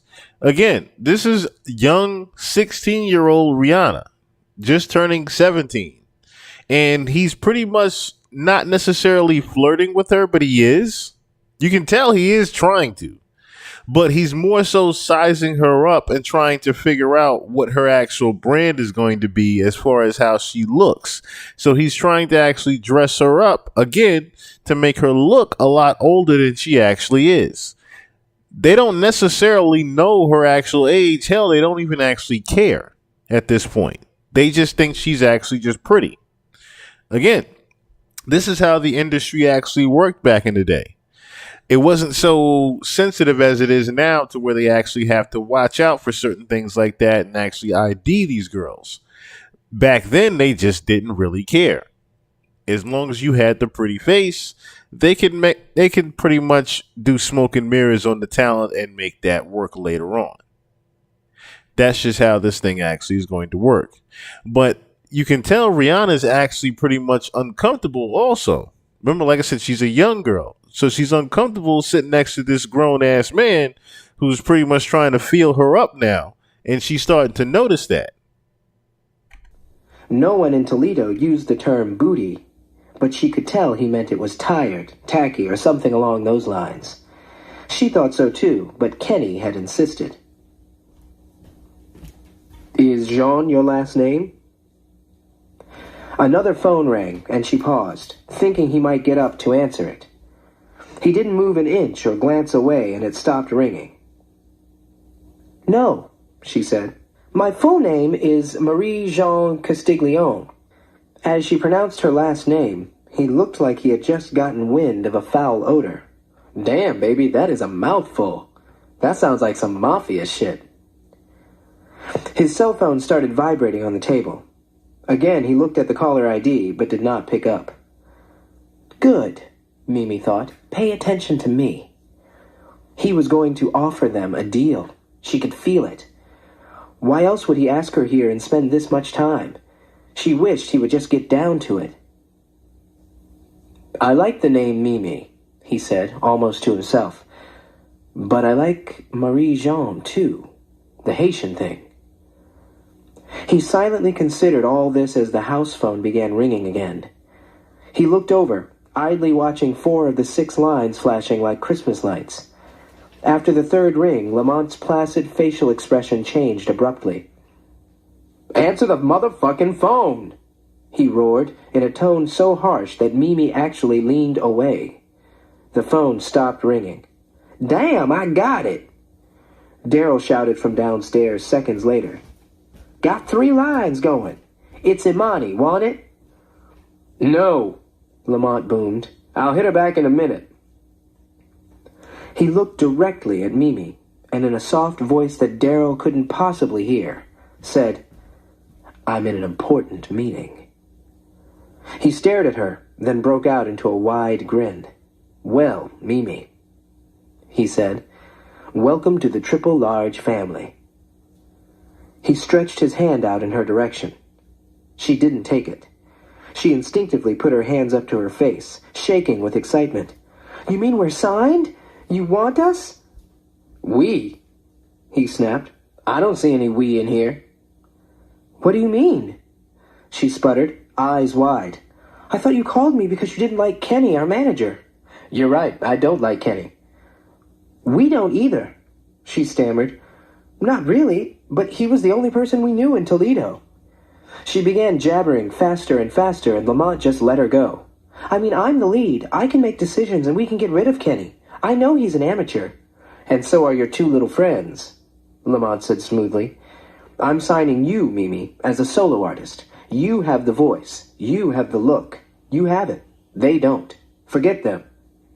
She was dumbstruck. I bet she was. So now you can actually hear Jay-Z's trying to get rid of not only Jonathan Hay, which is Kenny, he's trying to get rid of Jonathan Hay, the manager, and he's also trying to get rid of the other 2 girls so he can just pretty much keep Rihanna and make Rihanna his new star at Def Jam. Slid closer to her on the sofa. She smelled sweet and clean, like a mixture of Dove soap and licorice, and he felt a stirring in his groin. Now, he commanded as if contracts had already been signed. We have a company apartment. You'll stay there. It's completely furnished. If you want, you can move in tomorrow and send for your things. Or you can go home, get everything settled, and we can wait until next week. She looked down at her unpolished, bitten to the quick fingernails. She hadn't heard a thing he'd said since forget them. Forget Toya and Keisha? How could she do that? Talk to me, he said evenly. She didn't know what to say. You want the contract, don't you? Yes, she said softly, but for the group. She looked at him pleadingly, moistness rimming her brown eyes. I know they're your friends, honey, he said soothingly.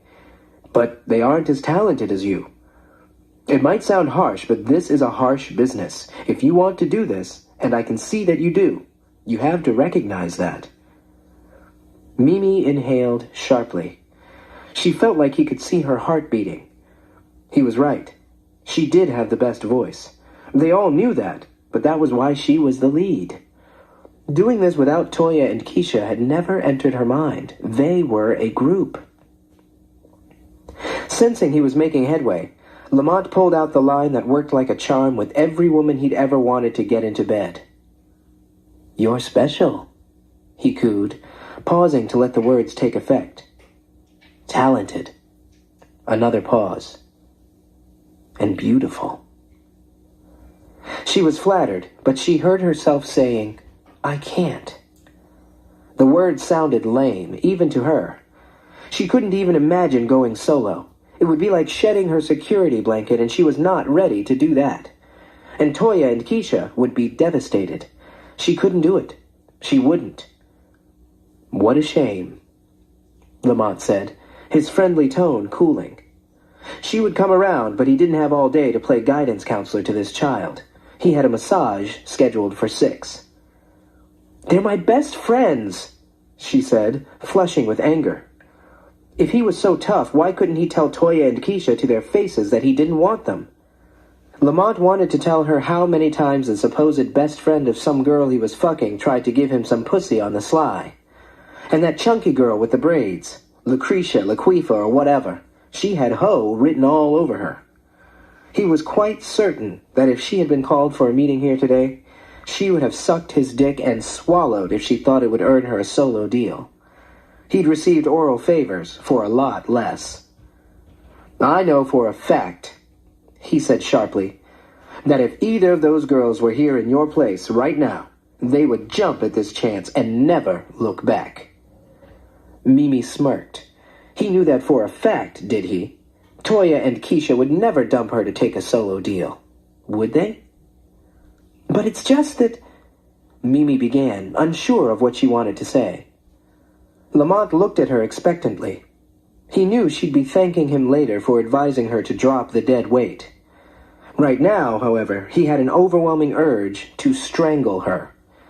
Was she really so naive as to throw away a solo deal in order to spare the feelings of 2 no-talents, just because they all used to jump double dutch together? "And what do I say when they find out I got a deal without them?" she said as defiantly as she could.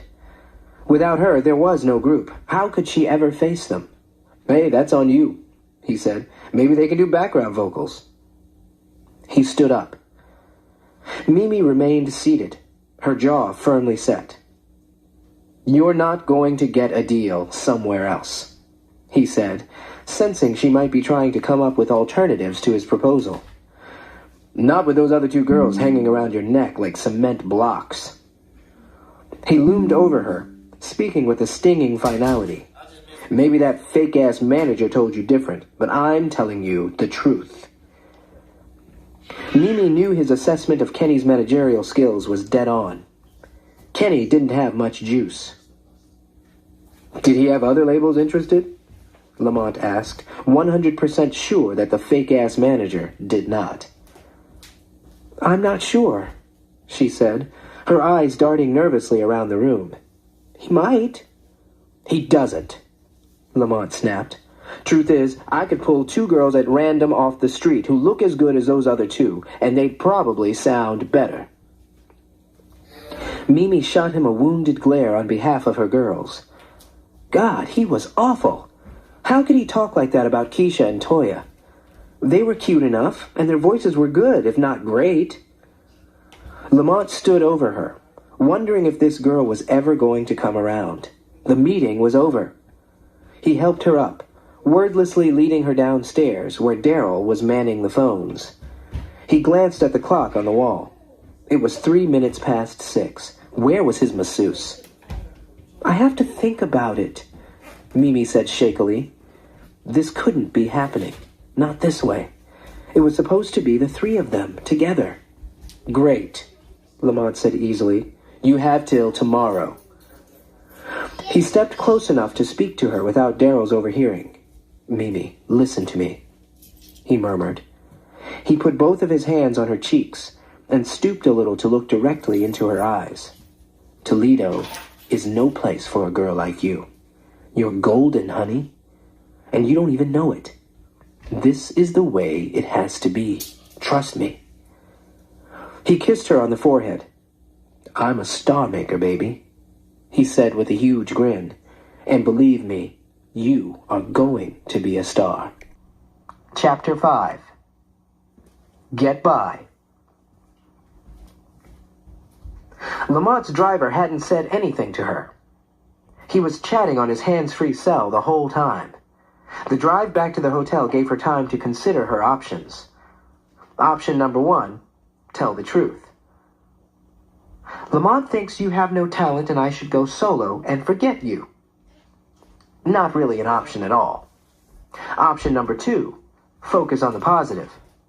Lamont wants to give me a solo deal, but he wants you guys to sing backup. Isn't that great? Toya might go for that, but she could hear Keisha's voice already, and it was saying, I ain't no backup singer. Option number 3, put the decision into their hands. Lamont wants to give me a solo deal, but it's on you. If you don't think I should do it, we'll stick together and try to get a deal as a group. If Kenny got us one audition, he can get us another.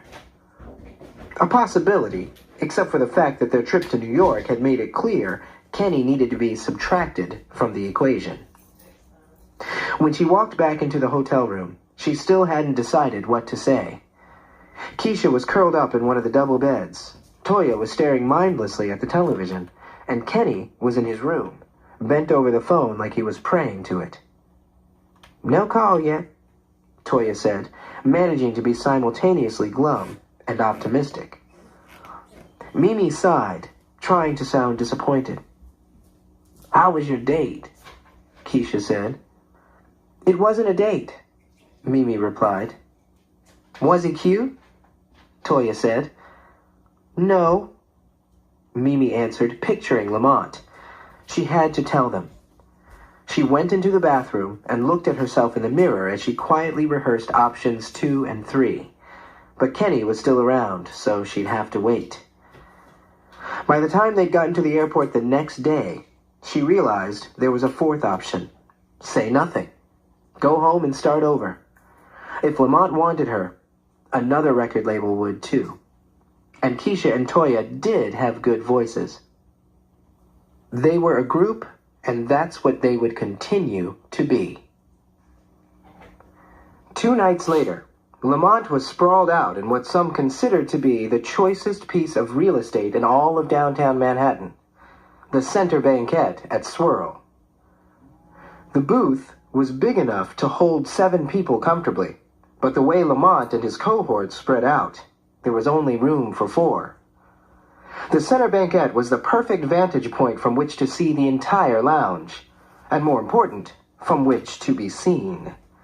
The crowd was strictly A-list, well-known actors, models, and cool media types who looked like models.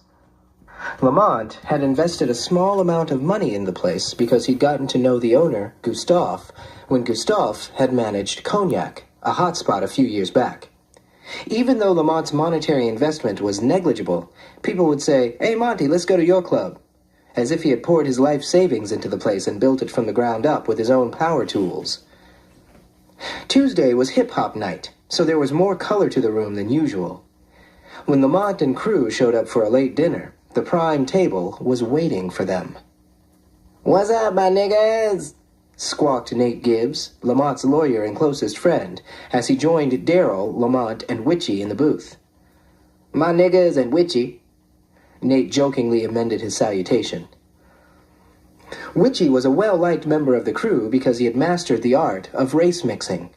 He got all the inside jokes, he could play the dozens with the best of them, he appreciated black women, he dated plenty of them, and when talk turned to racial politics, he could add his own insightful but never condescending 2 cents. Even though he was a highly successful record executive in New York, Witchy was, in an almost literal sense, the black sheep of his family. The rest of them had shortened their surname, Mankiewicz, to the more ethnically ambiguous Man.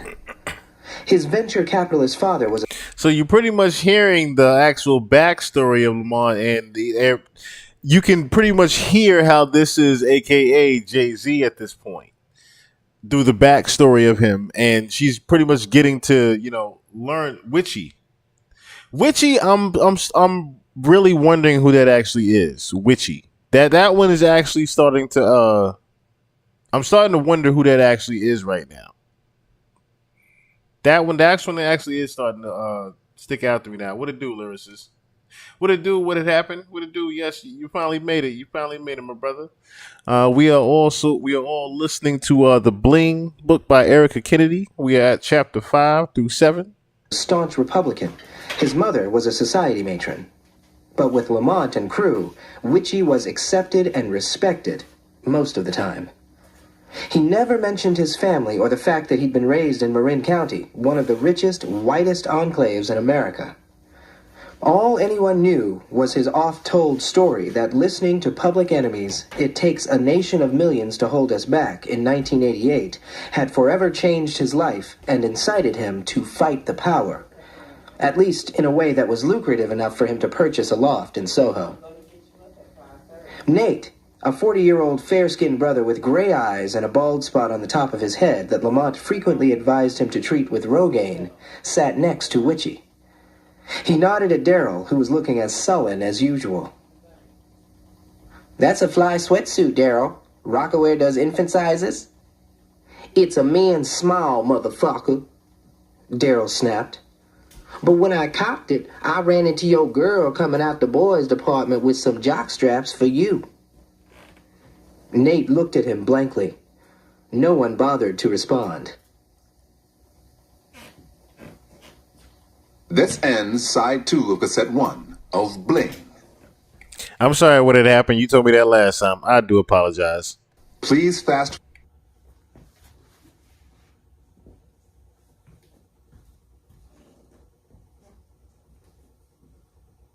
Bling, cassette 2. Lamont's eyes ping-ponged around the room. He waved at a raven-haired actress chilling in another booth. She was one of the stars of a hit show on HBO. He'd never seen the show and couldn't recall her name, but she was a somebody, so she merited a wave. "So your search for a new act finally bore fruit," Nate said. He was already readying Mimi's contracts. "About time." "Yes, Daryl's discovery," Lamont said, more to make a point for Witchy than to give Daryl any props. Normally, Daryl would have taken this opportunity to toot his own horn, loudly, but tonight he was uncharacteristically quiet, acknowledging the remark with a stiff nod. "Mimi, our Haitian mommy," Lamont said. "She'll be back in town in a couple of days. We can sign the papers then." "What does she look like?" Nate asked. "She hot?" "At this point, more like lukewarm," Lamont said noncommittally. "She needs some work, but she has the potential to be a real looker." "We'll get her all shaped up," Witchy said confidently. Daryl tapped away at his two-way pager, adding nothing to the hot or not evaluation. "Travis!" Lamont cried when he spotted Travis Peters, the author of the most widely read gossip column in the city. "Travis!" "Hey, fellas," Travis said as he approached the table.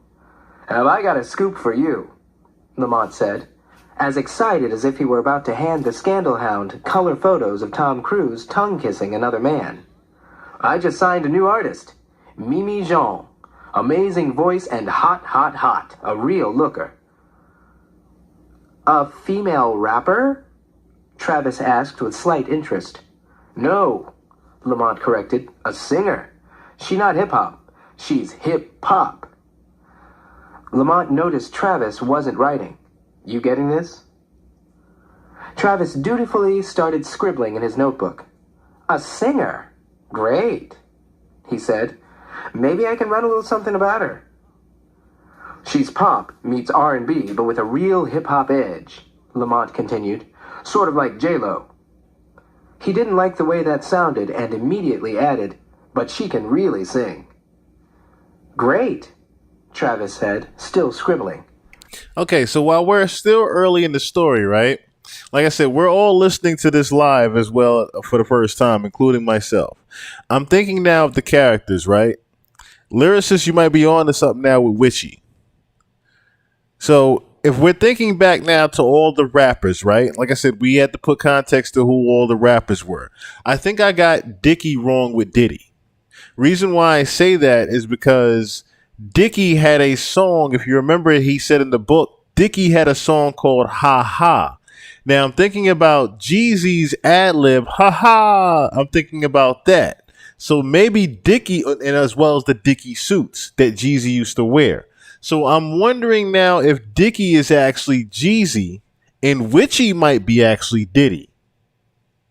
If we're thinking about the context of Witchy being a executive, Witchy is starting to sound a little bit like Diddy now. But like I said, we'll confirm that later on in the book. We're going to go up to chapter 10 right now. We're only at chapter 5. So we still got 5 more chapters to go.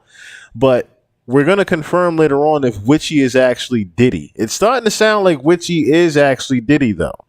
And Floss pretty much was actually Fabulous. Like I said, we're going to the actual context of the actual names and their play on words. Like I said, Ridiculous was Ludacris. You Can Hate Me Now will forever be my favorite. Yeah, another Def Jam classic. So I don't think necessarily Nas is even going to play a factor in this just yet. Well, if he does, we'll hear later on what his character will actually be. But just to put better context, I think Witchy. I think you were on to something, lyricist. I think that is actually going to be Diddy later on. That's who it's starting to sound like. And you know, being down with TLE, I mean, there's no better place for her to be. She has instant credibility in the hip-hop world. Lamont went on for another 20 minutes, big-upping himself and his label and managing to work in the impressive sales figures of all of his artists. He did this pitch so often, it was like he had a press release on CD-ROM in his head, and all he had to do was hit play and open his mouth. Travis stopped taking notes 15 minutes into Lamont's PR spiel. "Great," he finally said. For a writer, Travis said the same thing a lot. "So what day is Mimi coming back?" Lamont questioned Daryl as soon as Travis had ambled away. The music was getting louder, and Daryl had his nose buried in his two-way. To get his attention, Lamont dipped his fingers in Daryl's water glass and flicked a spray of drops into Daryl's face. Daryl looked up angrily, wiped at his face, then snapped his pager shut. He was used to Lamont's childish ways. One minute Lamont would be barking out orders, the next cackling and spinning around in his $2,000 office chair like a kid on an amusement park ride. And Daryl knew all about the secret stash of candy bars in Fat Man's plush office.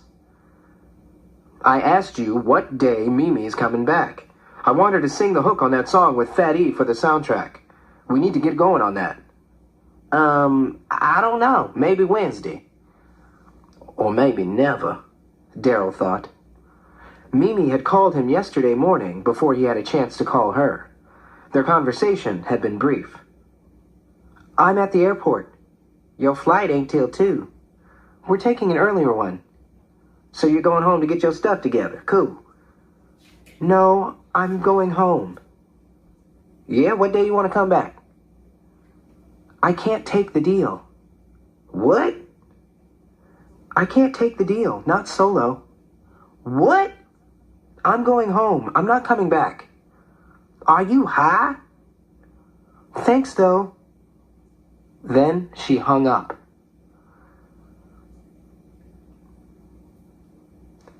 Mimi slipped into the booth at Winky's Diner in Toledo and announced, "Let's move to Atlanta." Toya looked up from the menu. "Excuse me?" "I've been thinking about it," Mimi said. "Let's move to Atlanta." "Move to Atlanta and do what?" asked Keisha. "Get a new manager first of all," Mimi said, closing Toya's menu in order to have her undivided attention. They ate here 3 times a week, and Toya always ordered the same thing. Then get a record deal. Get a new life. Mimi's mother, Angela, came over to take their orders. She gave Mimi a peck on the cheek. "Usual, ladies?" "Yeah," Toya said. "Bacon cheeseburger deluxe." Make that 2, Keisha said. Make that 3, Mimi chimed in. But hold the bacon. No swine for me. We don't know anyone in Atlanta, Toya pointed out as soon as Angela had left. And why Atlanta? Keisha asked. There's more of a music scene there, Mimi said. We can meet people, and the same jobs we have here we can get there. Keisha doesn't have a job, Toya said. But unlike you two, Keisha volleyed back, I got a man and I'm not leaving him. No, he'll probably be leaving you when he goes to jail, Mimi sniped.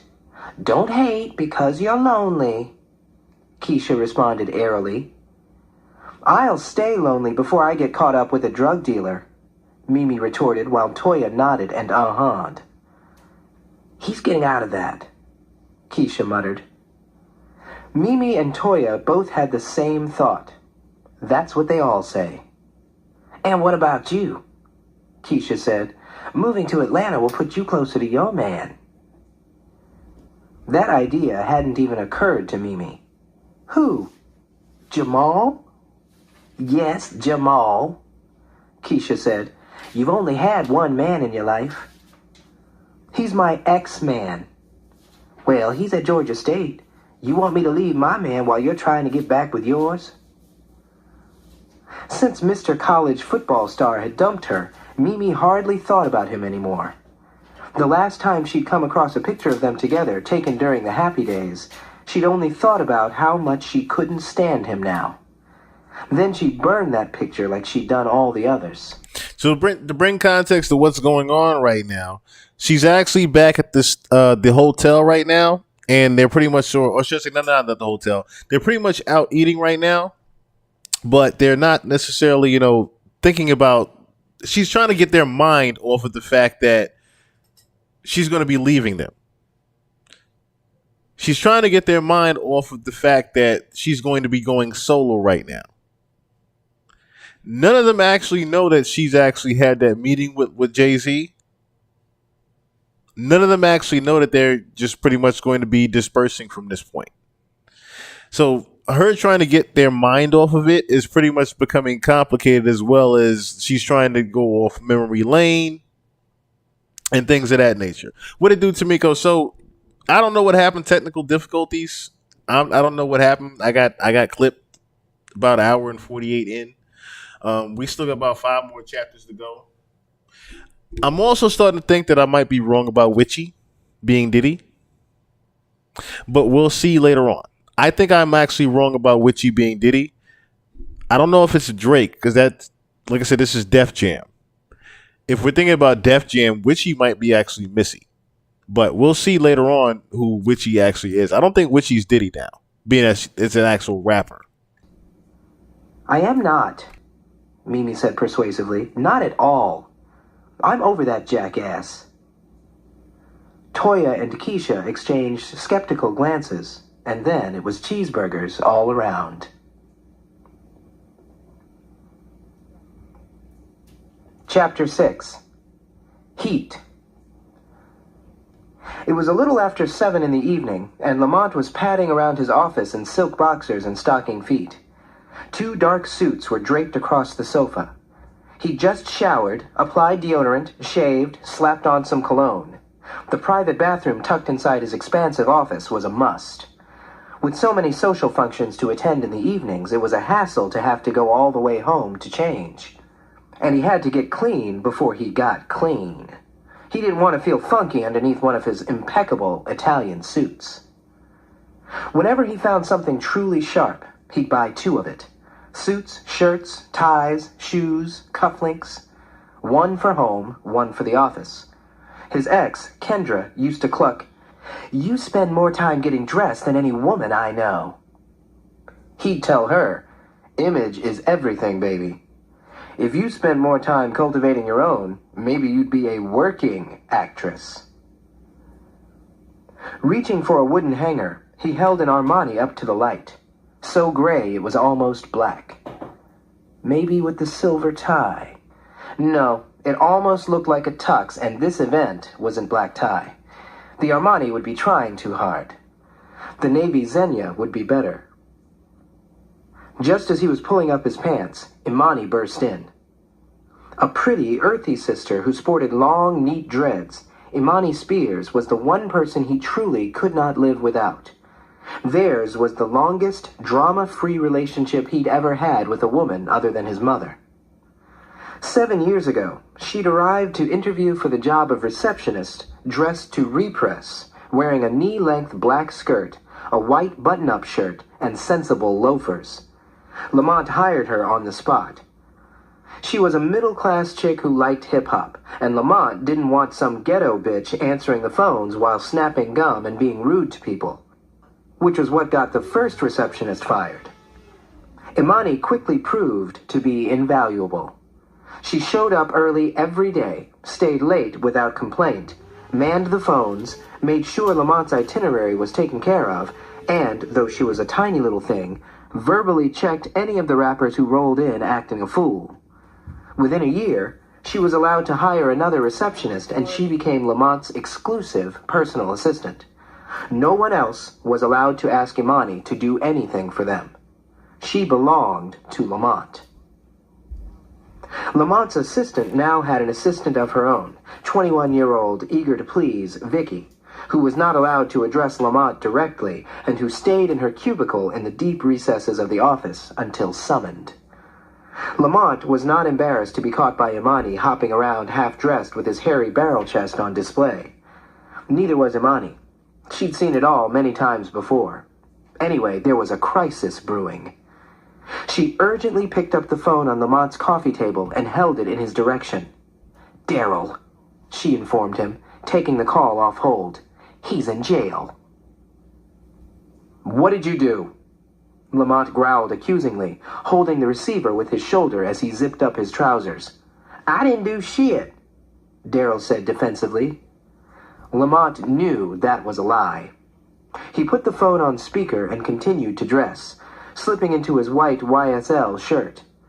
Imani picked up the lavender silk tie from the sofa, and Lamont stood in front of her. He never could make a perfect knot like she could. "We got into a fight on 125th, Daryl related breathlessly. "We was coming out of Sylvia's, and we—" "Who is we?" Lamont interrupted. "Me and Dickie." Imani paused in adjusting the knot, and she looked up at Lamont. They both exhaled heavily.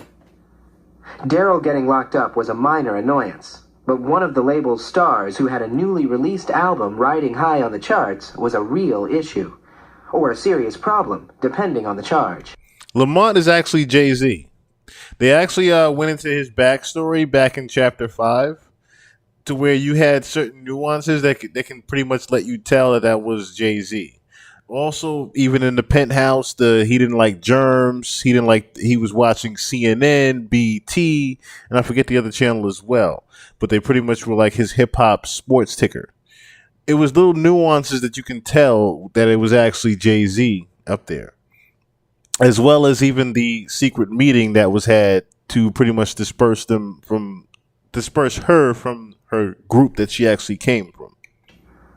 "How the fuck did you let Dickie get locked up?" Lamont snapped. Imani knew exactly what her boss was thinking. Dickie had major press scheduled for this week. "He's taping 106 and Park tomorrow," she reminded him. "He's got BET tomorrow," Lamont snapped at the speakerphone. "How'd you let this happen?" "Let it?" Daryl cried. "I was trying to break the shit up. We saw this cat on Linux selling bootlegs of Dickie's album. Dickie started stomping the CDs and shit. They get into it.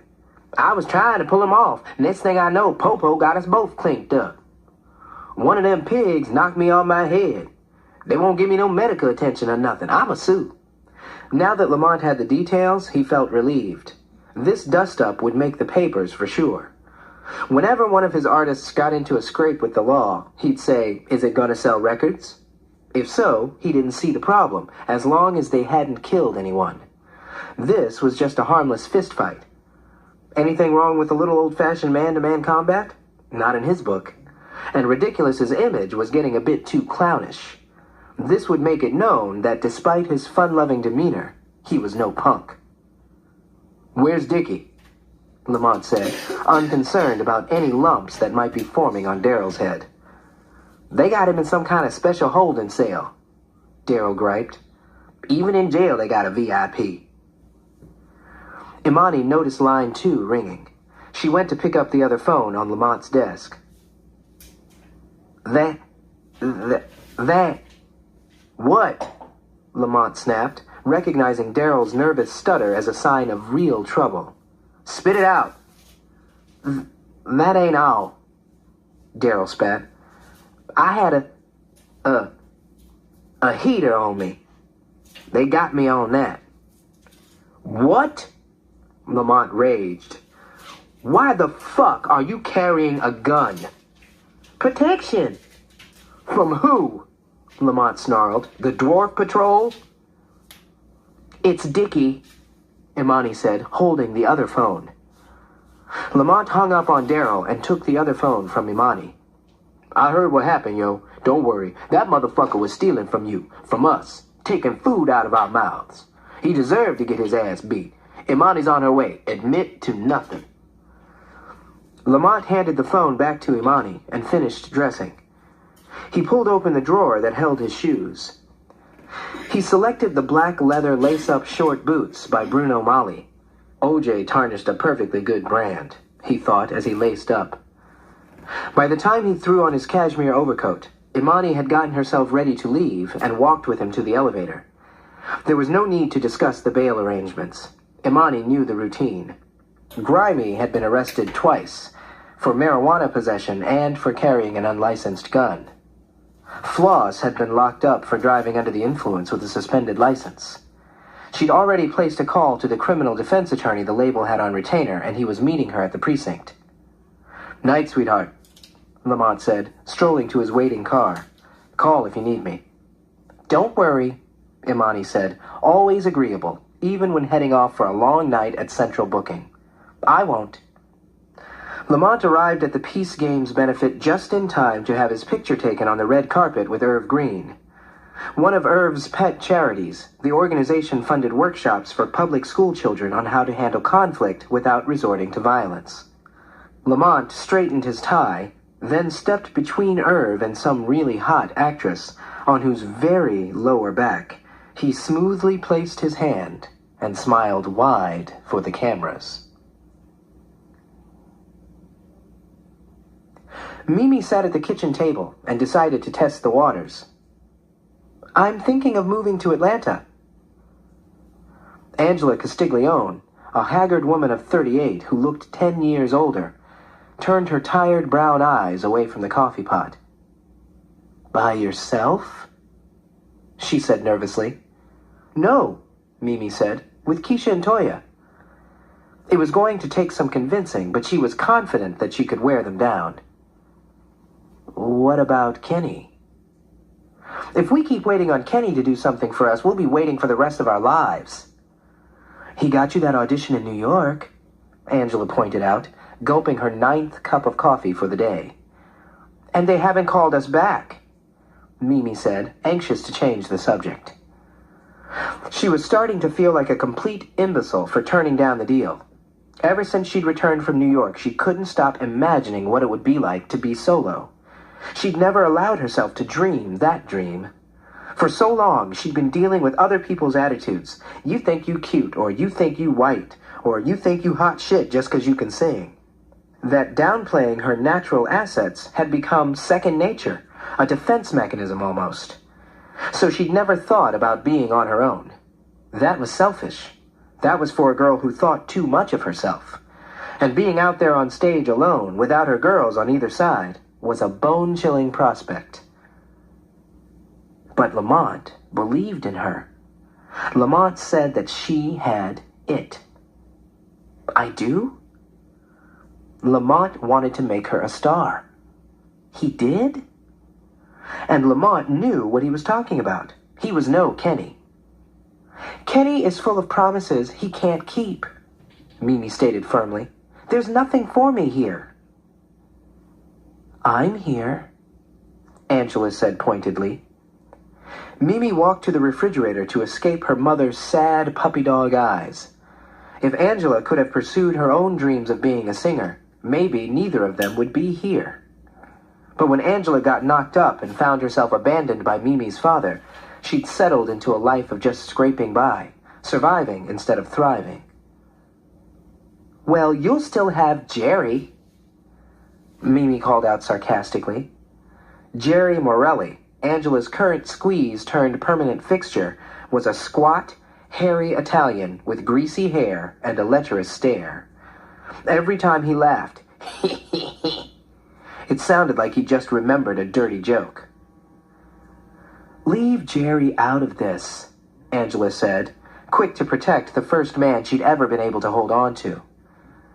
With a pint of ice cream in hand, Mimi went over to the couch, flicked on the television, and sulked. Angela had a blind spot when it came to men. After years of romantic disasters, Mimi wondered why her mother still couldn't see worth a damn.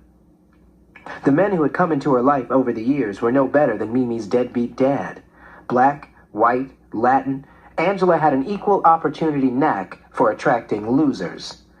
They ranged from bad to worse, each subpar in his own unique way. One was married, a fact Angela hadn't figured out, even though she was never allowed to call him at home, until his wife had called Angela looking for him. Another guy had punched her so hard, he'd broken her eye socket. And then Angela had apologized for making him mad. Sometimes Mimi played surrogate boyfriend, buying her mother a Hallmark card or flowers on Valentine's Day when she knew no one else would. Sometimes she was a best friend, listening to Angela prattle on like a lovesick teenager about some worthless guy, and then consoling Angela when he didn't call. After the phone got turned off one time too many, Mimi started taking care of paying the bills and put her mother on a strict budget. But she was tired of being her mother's mother. She had her own life to live. Let Jerry take care of Angela. He was another dud, but at least he hadn't gotten physically abusive. When Mimi had caught him reading her diary once, he'd calmly shut it as if he'd been leisurely enjoying a good novel. "A singer?" he'd laughed. "Keep dreaming, kiddo." Angela thought he was charming. Mimi thought he was a world-class perv. Right on cue, they heard a key unlocking the front door. Jerry had recently moved in. One more reason Mimi had a burning desire to move out. "And here he is," Mimi said quietly, as the creaky door swung open. "Your Prince Charming."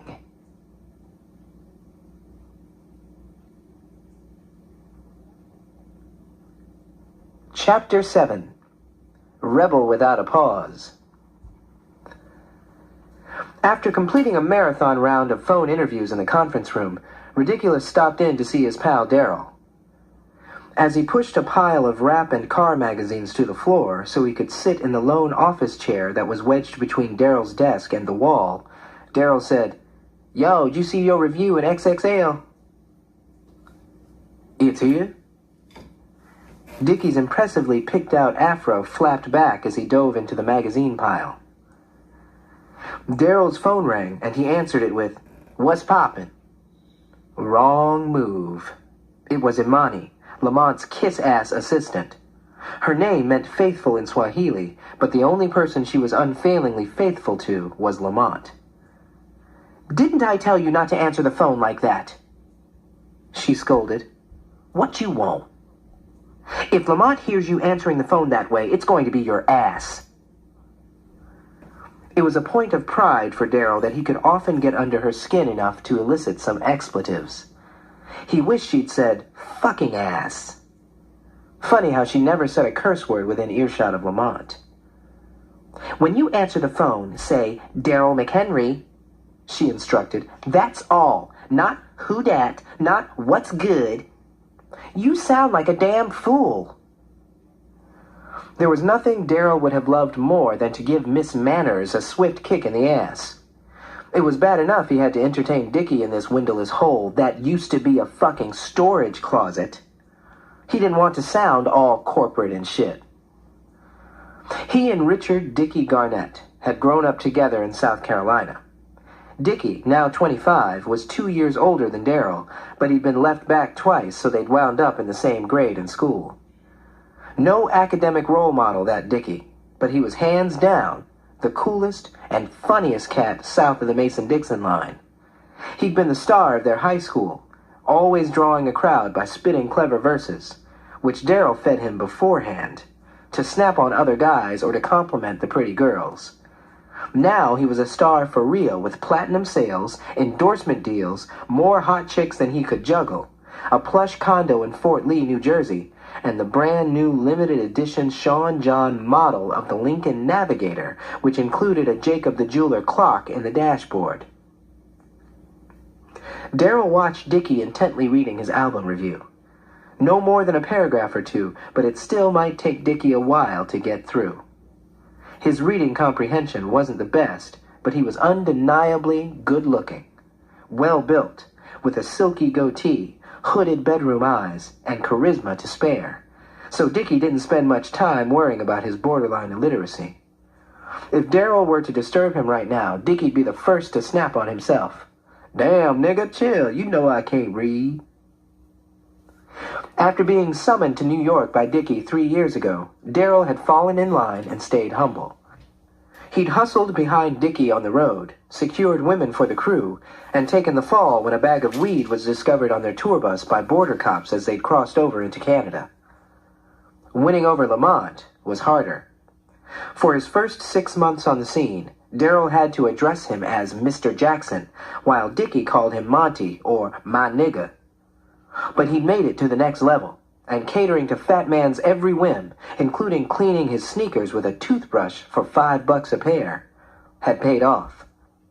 Daryl had finally gotten his shot at producing, and he'd received official writing credit on Straight Clownin' after having ghostwritten some of Dickie's first album and even more of his second. Daryl's goal was to be bigger than P. Diddy, but like the legions of industry up-and-comers who were envious of the unstoppable Diddy mojo, all he did was badmouth the hardest-working brother in the biz. Daryl eyed the enormous diamond jester's crown hanging from a platinum chain around Dickie's neck. That's what he needed. Some fucking ice. A necklace, a watch, a pair of 3-carat stud earrings maybe. Or damn, not even a pair, just one. Diamonds of any sort. But he had to send money down to his parents every month to take care of his 4 younger siblings, so there wasn't much left over for non-essentials. He was embarrassed to be ice-deprived around Dickie, but he played it off like he didn't care. Last year, after Dickie got his Reebok dough, he'd offered to buy Daryl a sick watch that cost 2 times Daryl's salary at this A&R job. "Nah, homie, you know I like to keep it low-key," Daryl had said, turning it down even though he wanted it, and how. He told himself. So right there, I like to keep it low key. That right there, I think Fury B, you're actually right. Daryl is actually Memphis Bleak. Now that I'm hearing this, and as far as the whole part where he said he would go get anything for Lamont at whatever rain, sleet, or snow, whatever time of night or day, whatever, that is more sounding like Memphis Bleak to me. Mimi, of course, is Rihanna. We know Rihanna is Mimi now. How we also know is because 2005 is when Rihanna was actually getting signed to Def Jam, and that's more or less what this is about. By 2005, Mariah Carey definitely was already within the industry. Let me see. Dame likes to take people shopping too. See, that's the thing. I can already tell Dickie is definitely Jeezy. Like I said, because the whole Dickie outfits that Jeezy used to wear back then, as well as, like I said, the record that he came out with, Ha Ha, that's Jeezy's ad lib right there, the Ha Ha. So we can already tell, like I said, that Dickie is definitely Jeezy. This particular story that's going on right here is pretty much more so for the writer's sake. Let's also say that. So I wouldn't necessarily pay attention to, the theatrics that's going on in this particular part of the story. I would more so pay attention to the little nuances of the stories that's going on with the actual characters that's going on right now. Right. The time frame right now is actually 2005. So it's talking about little nuances and stories of the actual artists that were on Def Jam, and even A&Rs, of course, and managers that were at Def Jam at the time. So these little backstories, or like I said, also little parody stories of things that Rihanna was supposedly, or even Erica Kennedy was hearing while she was actually at Def Jam. So remember, this is around the time that, Jay-Z is pretty much trying to gain the CEO title at Def Jam. Russell Simmons is still pretty much the CEO at Def Jam. And like I said, Erica Kennedy was the godmother to Russell Simmons and Kimora Lee's daughters. So she knows pretty much the ins and outs, the story of what was going on with when Jay-Z was becoming the CEO at Def Jam. He was pretty much taking the job from Russell Simmons and Leo Cohen at the time. Leo Cohen was actually, I think, either CEO or vice president of Def Jam at the time. And Jay-Z was pretty much taking that job and becoming CEO. And also, if you remember, there was a lot of jealousy. Little Snapple fact: there was a lot of jealousy from the likes of DMX, MC Grimy. I haven't heard yet who LL Cool J is, but LL Cool J was another one who actually was very jealous of Jay-Z when he became CEO at Def Jam. Witchy, I'm wondering now, might be Missy. I'm wondering if, because I heard the bouncing hair part, but it sounded like it was a dude. So, like I said, I think Witchy was more like a throw-off character as well. I don't think Witchy is actually Diddy. But moving forward, Mimi, aka Rihanna, sounds like she's back in Barbados, but she's actually she's on the way back to, of course, the label back in the States after seeing her mom back over in her home country. So she's going to be going back to the States now. And pretty much what's going to happen from here is that she's going to be signing to Def Jam as a solo artist. As we get more into we're at chapter 5 through 7 right now. We're going to be going through chapter 7 through 10 here in a second here. And then, like I said, we're going to wrap it up and then go through Jonathan Hay. Jonathan Hay is actually Kenny Hill in this one. Kenny Hill is the actual manager of Rihanna at this time that Jay-Z is trying to get rid of. He's pretty much succeeded in getting rid of Kenny Hill at this point because he's already persuaded a young 16-year-old Rihanna, a young impressionate 16-year-old Rihanna, into the lifestyle, and she pretty much wants to sign as a solo artist to Def Jam now. So let's wrap up, like I said, chapter 7 here. Get that and more on his own one day. One day very soon. I said, what you want, Daryl repeated into the phone, slowly and sharply. I need to speak with you, Imani said. We speaking right now. No, I need you to look at something. Please come to my office. Imani had a desk all the way on the other side of the floor, right outside Lamont's stately office. Their spacious executive suite was behind glass doors. Daryl wanted to tell her that just because she wore dreads and got invited to every industry party didn't make her cool. She only got into those parties because everyone knew getting in good with Imani meant they'd go to the top of Lamont's callback list. She didn't even have a man to bring as her plus one. As far as Daryl was concerned, she was just a 27-year-old college dropout who'd worked her way up from receptionist to executive assistant by puckering up to Lamont's fat ass. You know, Imani, you should have been a school principal, Daryl said to ruffle her feathers. You would have been good at that. And you missed your calling too, Daryl, she retorted crisply. You should have been one of Santa's elves. Stuck up, bitch. I'm in a meeting. I'm leaving in 5. Daryl said, and picked up another line that was flashing before she could utter another word. Talk to me, he answered expansively. It was Mecca, the cutie he'd met at Ridiculous's album release party and almost slept with a few nights later, after they'd shared a cheap Chinese dinner and a flick. She was only 18, but truly talented between the sheets. And she knew how to cornrow. She hooked him up on all fronts. He got Dickie's attention and put her on speaker. "What's up, girl?" he said in an intimate whisper. "When you gonna let me get into some of that good stuff again?" "Am I on the speakerphone?" "Ain't nobody in here but me. I gotta run out to an important meeting," he said, winking at Dickie, hoping to impress her and his homeboy simultaneously. "I'm trying to get my stuff together." "So you still want me to braid your hair later?" Looking at Daryl's messy cornrows, Dickie bugged his eyes out and nodded his head in the affirmative.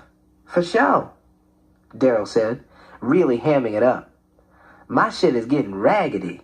Swing by the office round 7 and we can get some grub first." "Definitely.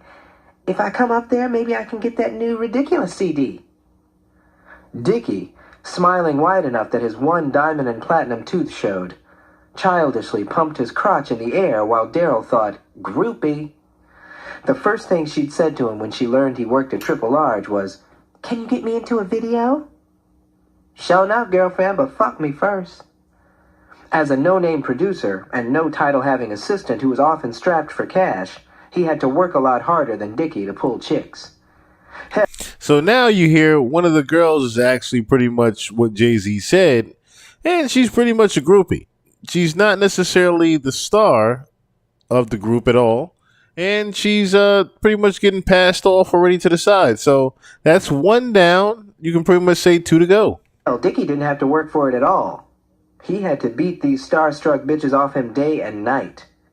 Daryl stayed in close proximity so he could help himself to the overflow.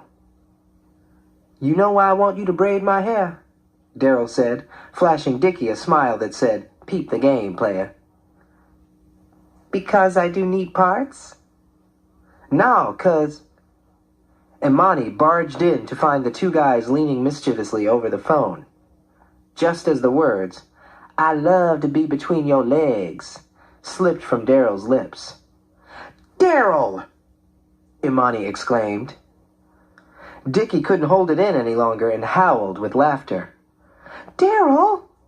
the humiliated girl on the other end of the line wailed.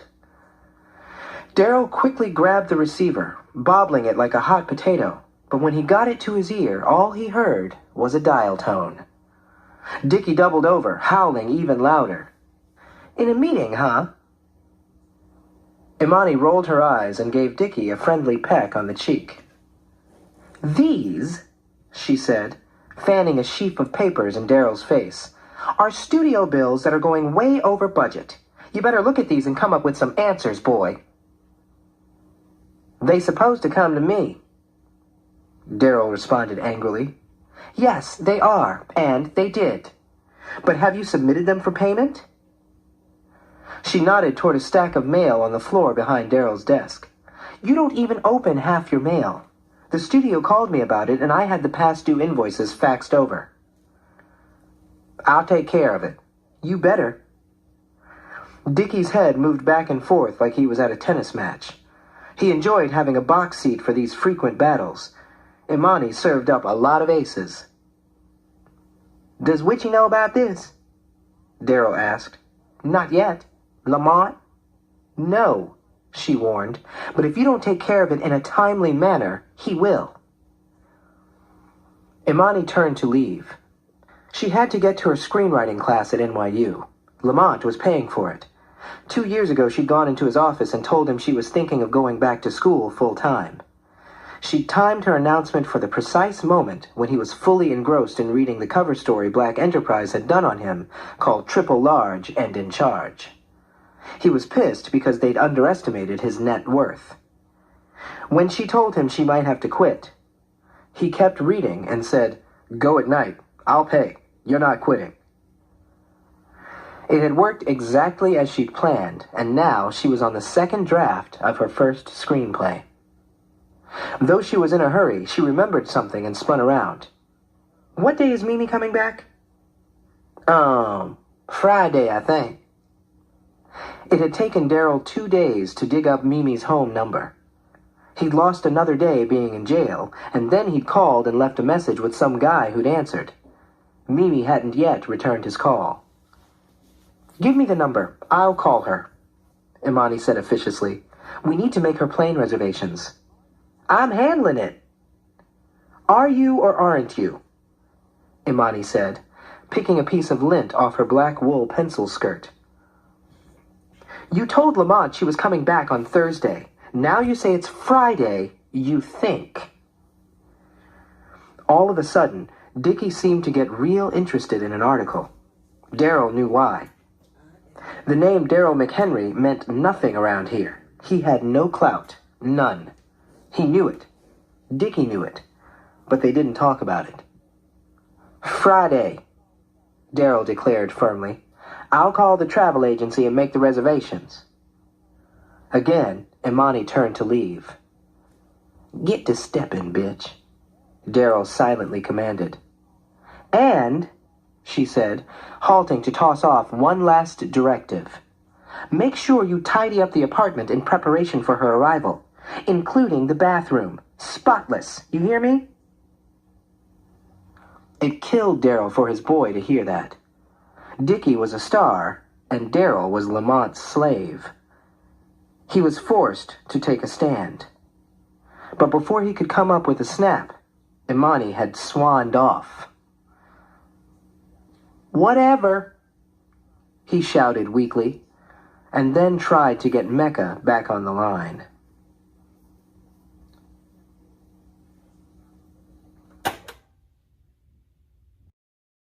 All right, so now we have just concluded. Chapters 5 through 7. So what's everybody's input so far? We have Jay-Z, like I said, is now trying to get a flight booked back for Miss Rihanna back to the offices of Def Jam. Pretty much he's got her forgotten about the other two girls now. Then we have a few other Def Jam stars are, pretty much parodied into this as well. But like I said, the main backstory to pay attention to is the fact that this is a young 16 going on 17-year-old Rihanna that is being trafficked back to the United States. And pretty much her parents don't have any consent or a say in this whatsoever. Supposedly the father is out of the picture, or in and out of the picture, I should say. And the mom pretty much doesn't necessarily care as long as she either marries or gets into a good financial situation. And that good financial situation is waiting for her back in the States with Def Jam Records. Lamont Jackson, aka Jay-Z, is pretty much trying to get her back in the States now to sign her. He cares nothing about Kenny Hill. He cares nothing about the other two girls. He doesn't even care necessarily about anything but the pockets and the success of Def Jam, and also getting with this 16, 17-year-old. Same way he did Foxy Brown. Chapter 5. Get By.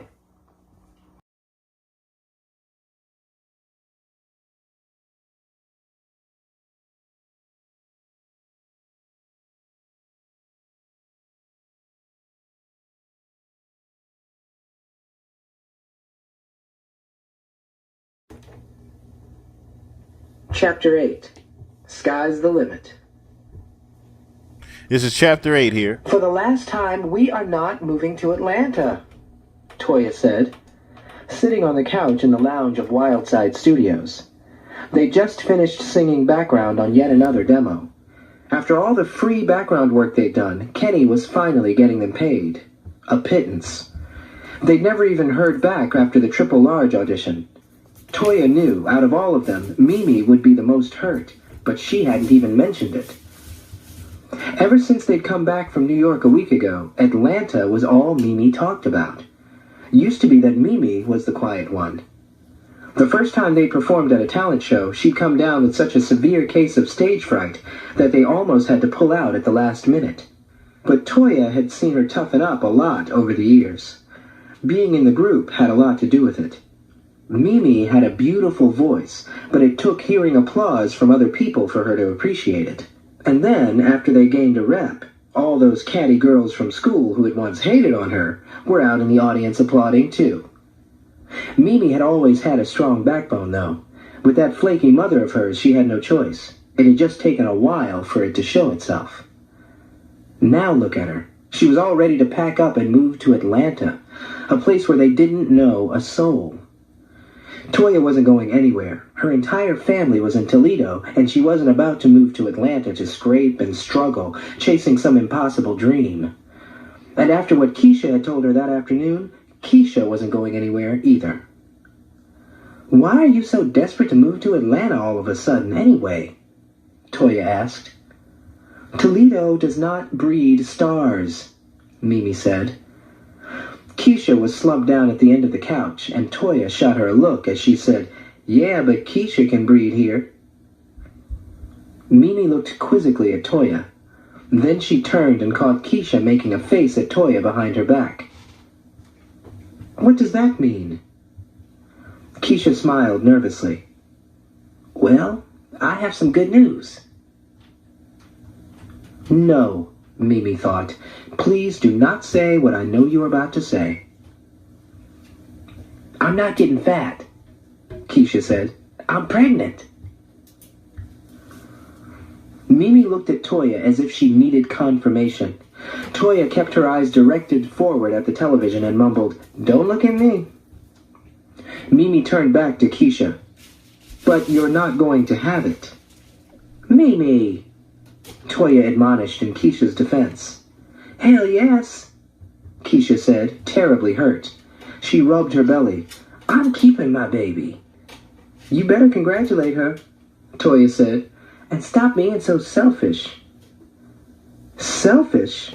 Mimi wanted to say. "I turned down a solo deal to stick with the group. And now Keisha wants to have a baby with a drug dealer who already has 2 other kids and ruin everything?" So now Rihanna is pretty much saying, "Yo, what are you doing right now? Keisha Why are you trying to ruin all of this right now?" And I pretty much just turned down a solo deal just to keep us all together. And here you are having a baby. So now you done struck yourself out, as well as the other one is pretty much a groupie. So now the decision is pretty much already made for Rihanna. She doesn't even have to pretty much, make the she's let the cat out the bag, so she doesn't necessarily have to make a decision now to get their minds off of it anymore. She can pretty much just go back to the States and capitalize off getting her solo deal now. You have no job. Your boyfriend is a drug dealer," Mimi said. "He's getting out of that," Keisha snapped back reflexively. "Anyway, we're getting married." Toya hadn't heard that part of the news.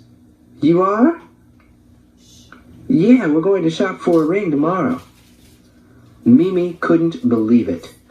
At that moment, she realized she'd been a complete fool. She was always thinking about everyone else, Toya, Keisha, her mother. It was time to start thinking about herself. "Well, great," Mimi said. "I have some good news, too." The girls looked at her expectantly. "I'm signing a solo deal with Triple Large." "Stop lying," Keisha said. "I am," Mimi confirmed, a bit haughtily.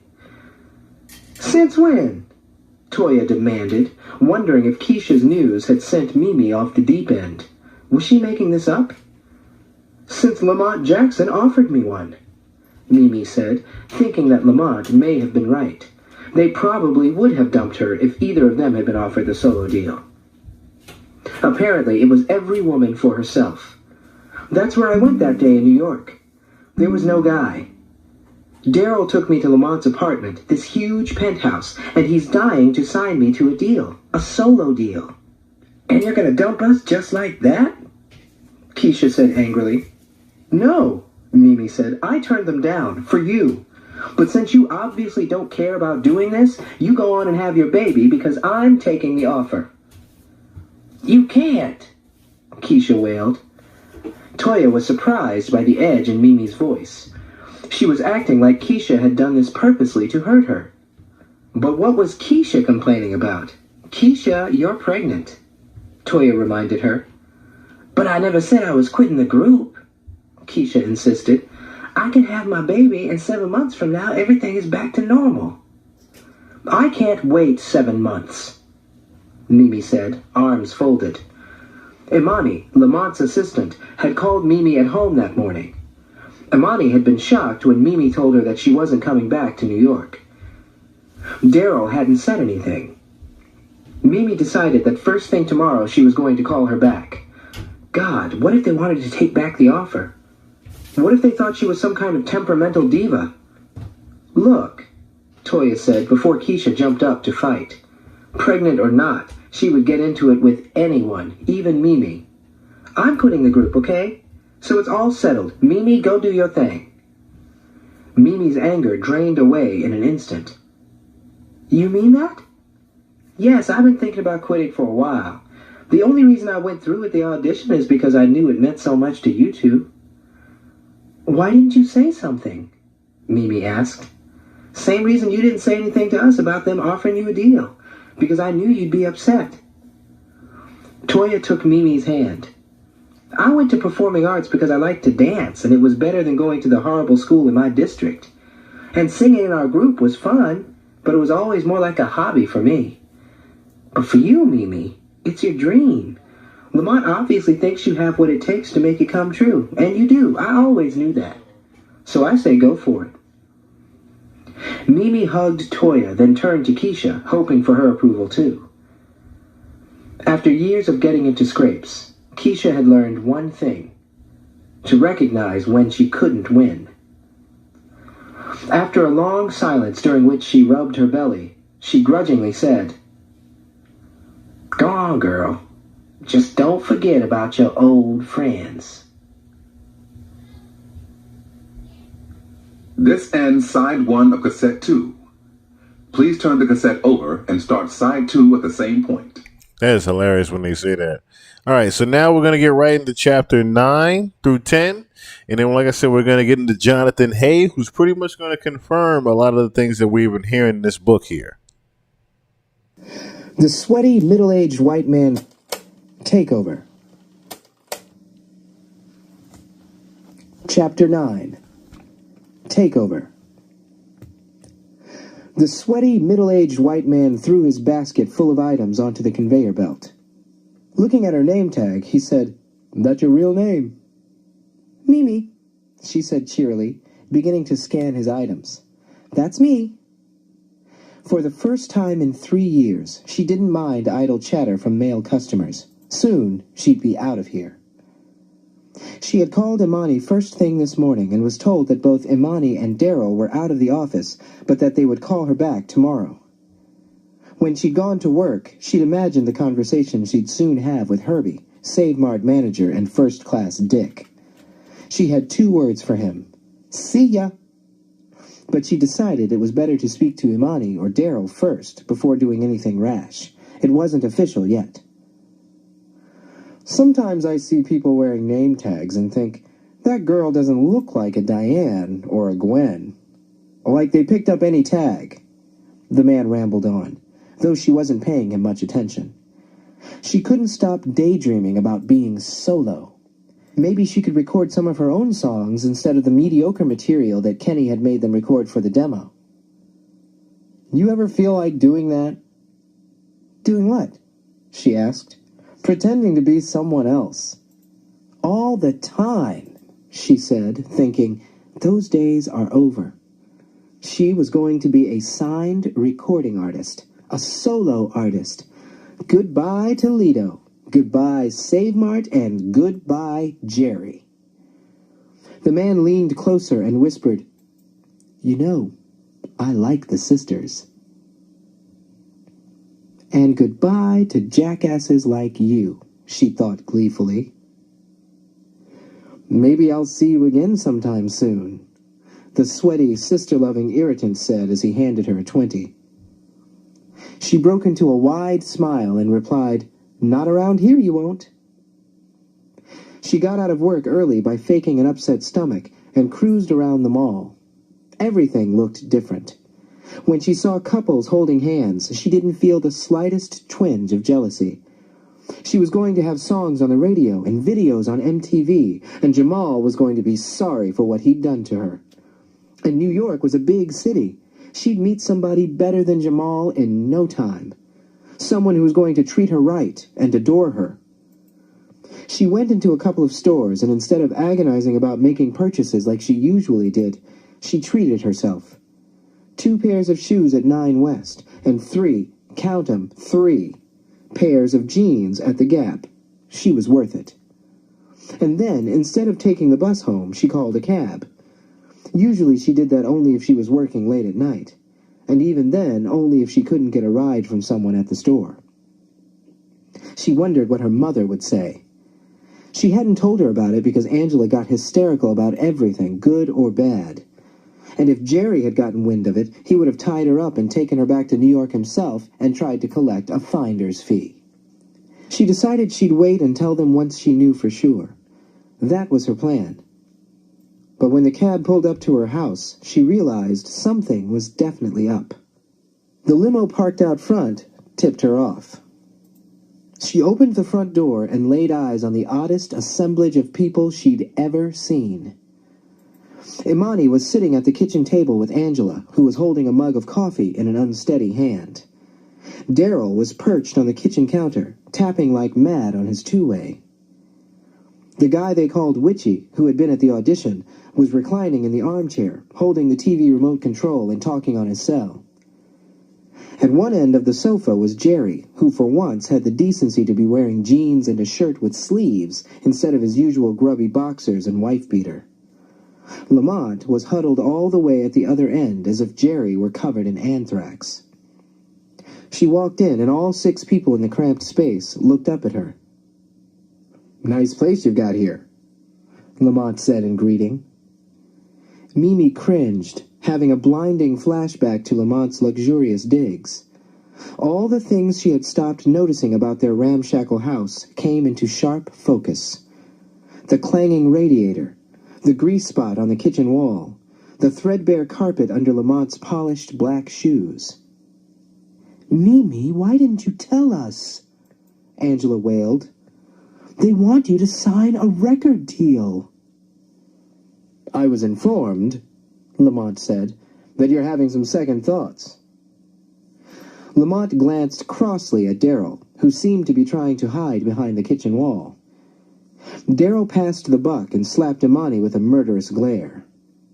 That nosy bitch had to call Mimi when he told her not to, and of course she'd then gone and snitched to Lamont. "But we told him you're going to take it," Jerry chimed in. "Who are you to tell them anything?" Mimi snapped. She could already see his pupils turning into dollar signs. Ka-ching! Angela was sitting silently at the kitchen table, afraid to make a peep in front of these people. When they'd rung her doorbell this afternoon, she hadn't known what was going on, but she'd tried to be hospitable. Once they'd explained the purpose of their visit, they tried to contact Mimi at work, but she had already left, and no one knew where she'd gone. Lamont sat down, apparently to wait for Mimi's return, though he hadn't asked if he could stay. Then everyone else settled in because he had. Lamont didn't look like Angela imagined a rap person would. The only hip-hop person she really could identify was Puff Daddy. If the name P. Diddy had come up, she would have thought that was someone or something entirely different. And when she'd seen him on TV, he usually wore lots of gaudy jewelry and a shifty expression. Lamont was wearing a fancy navy pinstripe suit with a crisp white shirt open at the neck and some beautiful jewelry, 1 diamond earring and a lovely pinky ring. He seemed very nice, and his executive assistant was such a pleasant girl. Jerry had come home a while ago and been briefed. He confidently declared that this was a good deal Lamont was offering and Mimi should take it. Angela had no opinion of her own, but if Jerry said it was good, it must be. He'd been a used car salesman for more than 10 years. He knew from deals. "We brought the contracts," Lamont said to Mimi. Imani rushed over and put them on the coffee table. "You can read it all in black and white right here. Lamont reassured her. "We already showed them to your folks." "Jerry is not my folks," Mimi said as she flipped through the papers. It was all in legal language that she couldn't decipher, and there must have been over 100 pages. Lamont was getting antsy, but tried not to show it. He'd expected to have things rolling by now. He wanted her in the studio singing on that Fat E record. He wanted the I's dotted, the T's crossed. Done.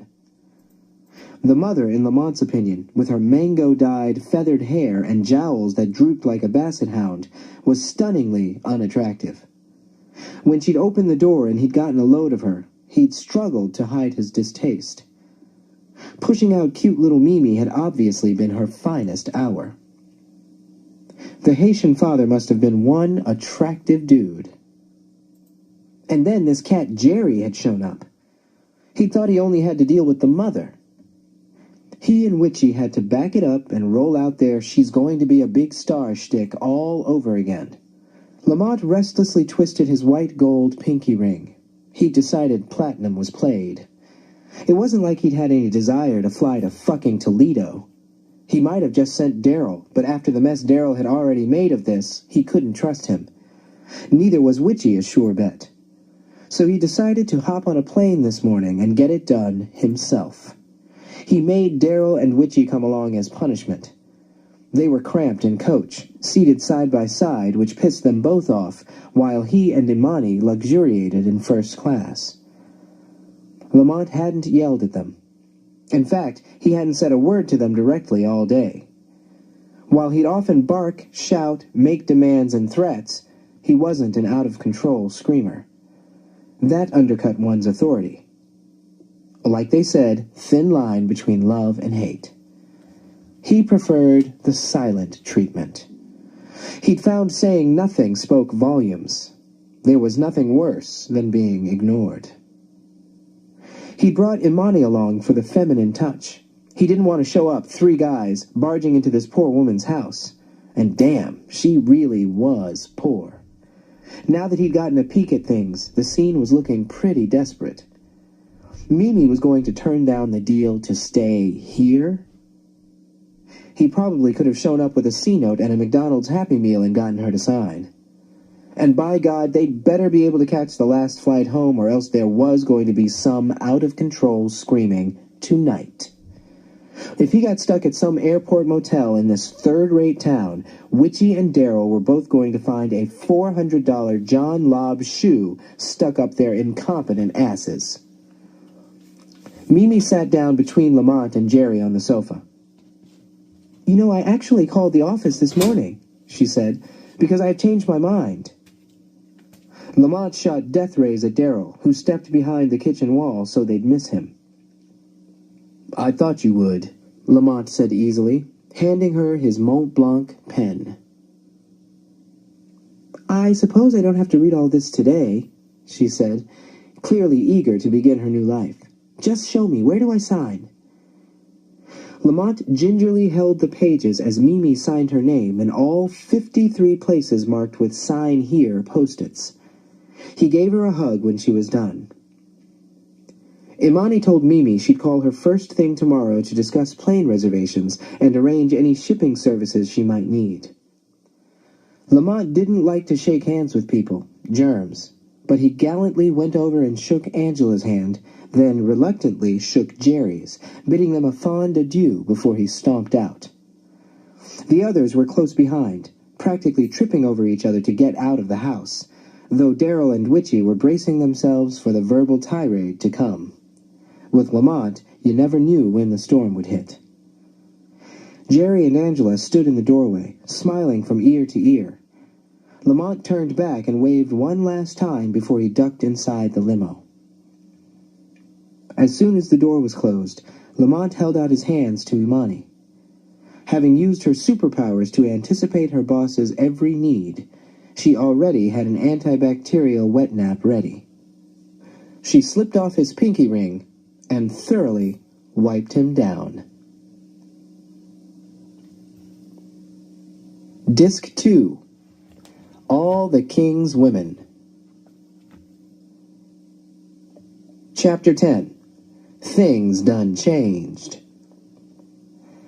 They had her farewell party at Winky's. Mimi and Toya got tipsy off a cheap bottle of champagne. Keisha got sick from eating too much cake. Kenny, furious that she'd gotten a deal without him, showed up ranting and raving and was tossed out onto the street by Winky himself.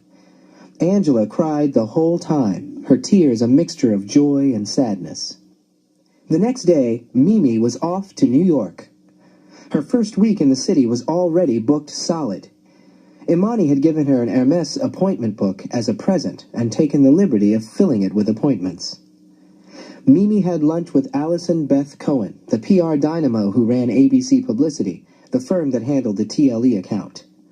She was an impossibly thin, bleached blonde tornado of a woman who walked very fast, but took tiny steps. Everyone called her Allie C, like she was a rapper or something. She went shopping at Pottery Barn with Imani for some knickknacks to warm up the company apartment, which turned out to be Lamont's former residence, a spacious one-bedroom co-op on Jane Street in the West Village. Imani said Lamont had been trying to unload it for over 3 years, but since no one was willing to meet his price, it had become a crash pad of sorts for various friends and artists. She met with a vocal coach, a maniacally cheerful older black woman named Yolanda who flailed her arms a lot.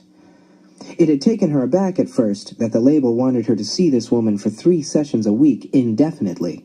What was wrong with her voice? After Imani explained that even the most seasoned vocalists worked with coaches to keep their instruments tuned, she felt better. There was an appointment with Dr. Regina Lipsky, a sleek woman who wore kitten heels and a white lab coat and proclaimed herself dermatologist to the stars. "Which stars is confidential," she remarked without being asked. Then, again unprovoked, she offered, "Well, Madonna is a former client, and Versace's dead, so there's 2. Happy?"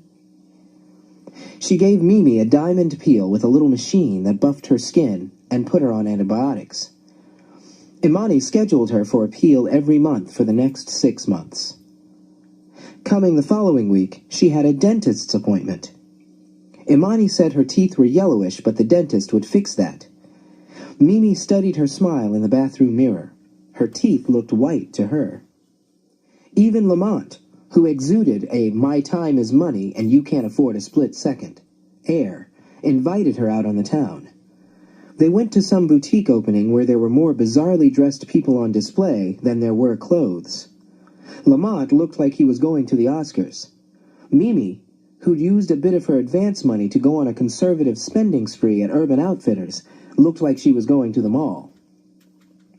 And there was a meeting at the office, where she had to sing in the conference room in front of 25 members of the staff. She sang Amazing Grace a cappella. She sat down in the back corner afterward, and 10 of the remaining staffers started talking about her like she wasn't in the room. The words marketing, positioning, imaging, and crossover were thrown around. There was no mention of her singing. After about 20 minutes, Imani led her out, but she realized she'd accidentally left behind the all-important date book. When she went back in a minute to retrieve it, Lamont was saying, "Should we do something about her nose?" Everyone sitting around the table looked up at her as she reflexively touched her nose. No one seemed embarrassed that she had just heard that awful comment. They actually looked like they were checking out her honker, preparing to give Lamont a full report as soon as she departed. "Not to worry," Imani reassured her when Mimi told her what she'd heard. "Your nose is lovely. I'm sure the idea will be vetoed." And yesterday, a girl named Lena had called to make a date for lunch. "Yo, Monty told me to holla," was her opening gambit. The doorman had just buzzed, announcing Lena's arrival. Now Mimi looked through the peephole of the apartment's front door, waiting for her guest to appear. Lena Whitaker breezed into the elevator. Lamont had told her that his new singer Mimi was really hot. Mimi must be truly beautiful for Lamont to describe her that way. He held women up to a rigid standard of beauty and chased all those model bitches. Or maybe he was just trying to hype Mimi up because she was signed to his label. Lena wondered if Lamont had ever described her as really hot. Probably not. At 5'4", all tits and ass with only a hint of a waist, she shied away from all the lowriders she saw crowding the stores.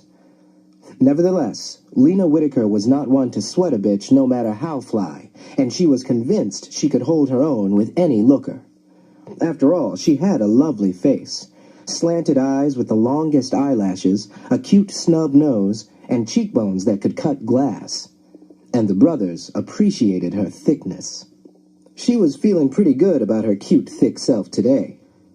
Her cinnamon skin was still lightly sun-kissed after an exciting getaway to Miami a week ago. That somehow made her feel sexier.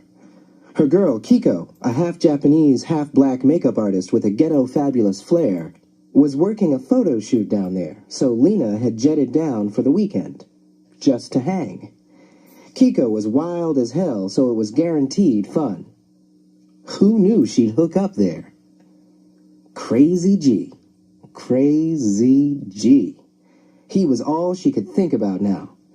She'd met him at the album release party for Lady Di, the flashiest and most raunchy female rapper in the game. Her 3 big hits off her debut album, Ladylike, were titled My Clit, Ice Me Down, and On Your Knees, Nigga. The party was at Club Rolex, the strip joint where Lady Di used to work, under the stage name Chanel. There were big-bootied girls flipping their weaves while they slithered around poles, offering lap dances that were paid for by Lady Di's record label. It was the best party Lena had ever been to. Open bar all night. And partying was her forte. Secretly, Lena longed to be outrageous like Lady Di, who looked like a black Pamela Anderson. Tousled blonde tresses and all. Pretty and sexy in an in-your-face way. Lena acted like she was just as confident, but Lady Di, who Vibe magazine had dubbed the goddess of bitch power, didn't have to act. Crazy G, an unsigned rapper and member of Lady Di's camp, was fine as hell. Tattoos all over his muscled arms, smooth coffee brown skin, bald head, and the prettiest smile that shone of gold. The kind of thug that made Lena's pussy contract involuntarily. He'd taken her out to dinner the night after the party to some soul food shack in the Opa-locka section of Miami. It was amazing how they were driving along and then all of a sudden the surroundings changed. They went from greenery to ghetto in 1 block.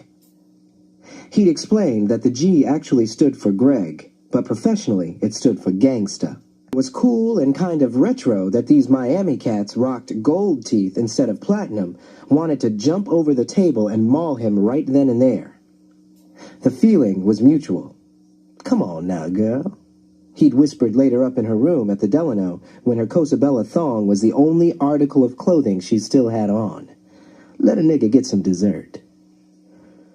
He had a tattoo that spelled out Crazy G in Gothic lettering on his washboard stomach, and it was underlined by a long stab wound.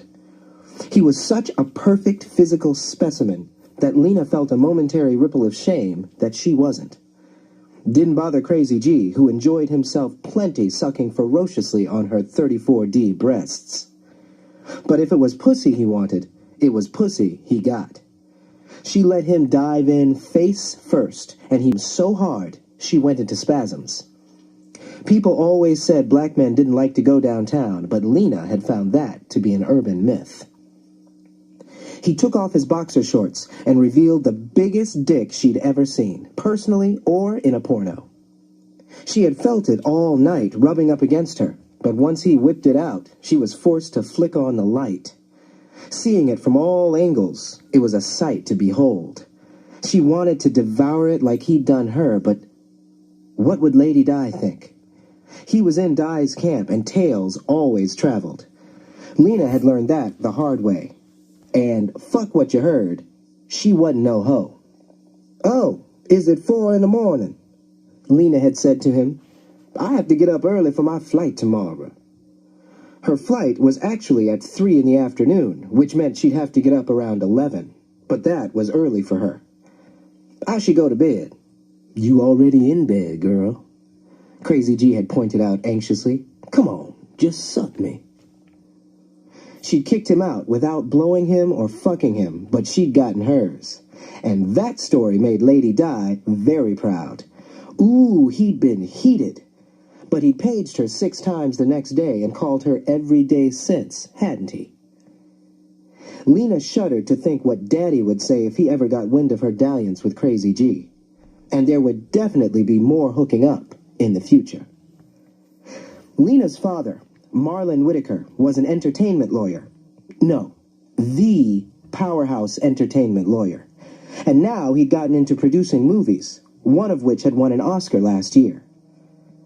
He was on the board of the Fresh Air Fund, always quick to write a check for any charitable cause. Everyone's favorite guy, blah, blah, and blah. Being Marlon Whitaker's daughter made Lena feel like somebody and nobody at the same time. He used to try to set her up with decent, read boring, boys, spawn of his stuck-up friends.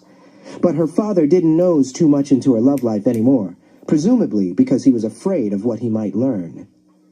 She'd only ever really dated one guy, a hip-hop producer named Trevor Banks, though she'd gotten busy with plenty.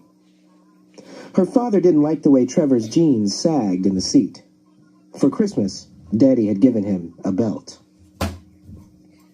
Lena had graduated from Meadowcrest 2 years behind schedule because she'd been kicked out of 4 other private schools.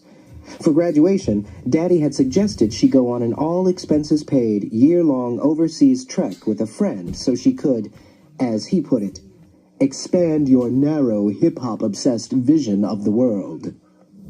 To Marlon, popular music meant jazz and Motown soul. Rap was not music. In his estimation, it was insolent noise that glorified criminality, degraded women, and broadcast a negative image of African Americans to the world. Sensing that the Find Yourself trip was just a way for him to get rid of her for a year, Lena declined. He was always so busy with his work, and packing her off to India or wherever would make his life just swell. Slow your roll, Daddy. Whenever she was in a pinch, she'd invoke the name of her mother, Nancy, who died of ovarian cancer during her freshman year. Marlon had the Nancy Whitaker Research Fund up and running 6 months later, and the annual gala was a hot ticket on the charity circuit. The sympathy bid would work, and Marlon would back off some, but the truth was, Lena had been buck-ass wild well before her mother's death. She told Daddy she would, in fact, take him up on the all-expenses-paid year off, but she'd spend the year in the New York apartment and set her own schedule. What she didn't tell him was that she didn't really have any good friends to invite. Certainly not anyone who'd want to spend an extended period of time traveling in third-world countries with her, volatile as she was. After that standoff, Marlon had threatened, "You have 1 year, Marlena. Get it together or I'm cutting the purse strings. I mean it this time." That was 8 months ago, and Lena hadn't gotten it together in the least. She shopped, lunched, partied, got drunk, and slept late, struggling to get herself up and out of the family's Park Avenue Classic 8 to do anything at all. Lena's only real goal in life was to snag a famous boyfriend. Now that she had Crazy G hooked, all she had to do was reel him in. Oh, and one small snag. He needed to become famous. He would. She was sure of it. He was a gifted lyricist, well on his way to stardom. Lena looked at it this way. Get to the party early before the VIP gets crowded. She got out of the elevator and made a left.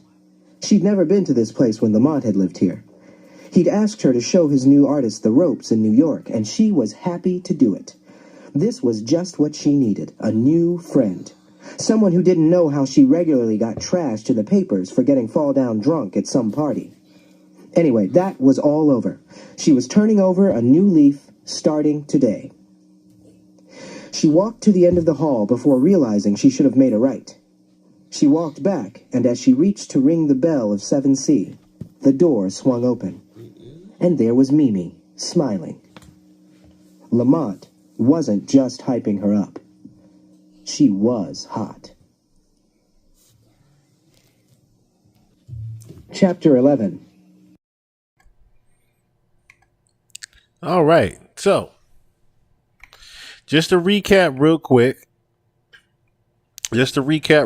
once again, we are about to hear chapter 11 through 13, and we're going to get to Jonathan Hay confirming everything in his interview. And what has happened so far, young Miss 16 going on 17-year-old Rihanna has been taken from her home in Barbados. Remember, someone said in the chat earlier it was kind of creepy that they were just waiting for her sitting at home in her living room and just waiting to take her away, right? Again, trafficking. Okay. So she's pretty much left the group behind. She was starting out in a young girl group. And what ended up happening with the girl group is one of the girls got pregnant. Another one was fucking another rapper. It's pretty much made it easier for her to pretty much make the decision of becoming a solo artist when Jay-Z had actually offered it to her. Lamont Jackson had actually offered it to her back earlier on in the story. So here we are now, chapter 11 through 13. And young Miss Rihanna is pretty much just wide-eyed. We here, chill. This is yeah. What it do? Only Zane. What it do? What it do? Trying to make it work. Trying to make it work here. Trying to make it work. Young impressionate Rihanna is pretty much just trying to make things work right now. She's actually just wide-eyed and just looking at everything that's going on in Hollywood and the industry. She's pretty much fascinated by now Miami stars. Like I said, I think I heard Trina in there somewhere with this Leela character. I thought it was Beyonce at first, but this is definitely Trina when we talk about Miami here. So, anywho, let us get into.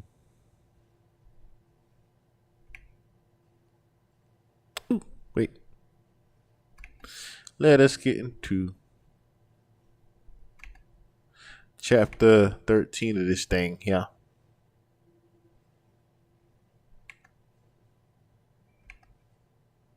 What do y'all think of the what do you guys think of the book so far?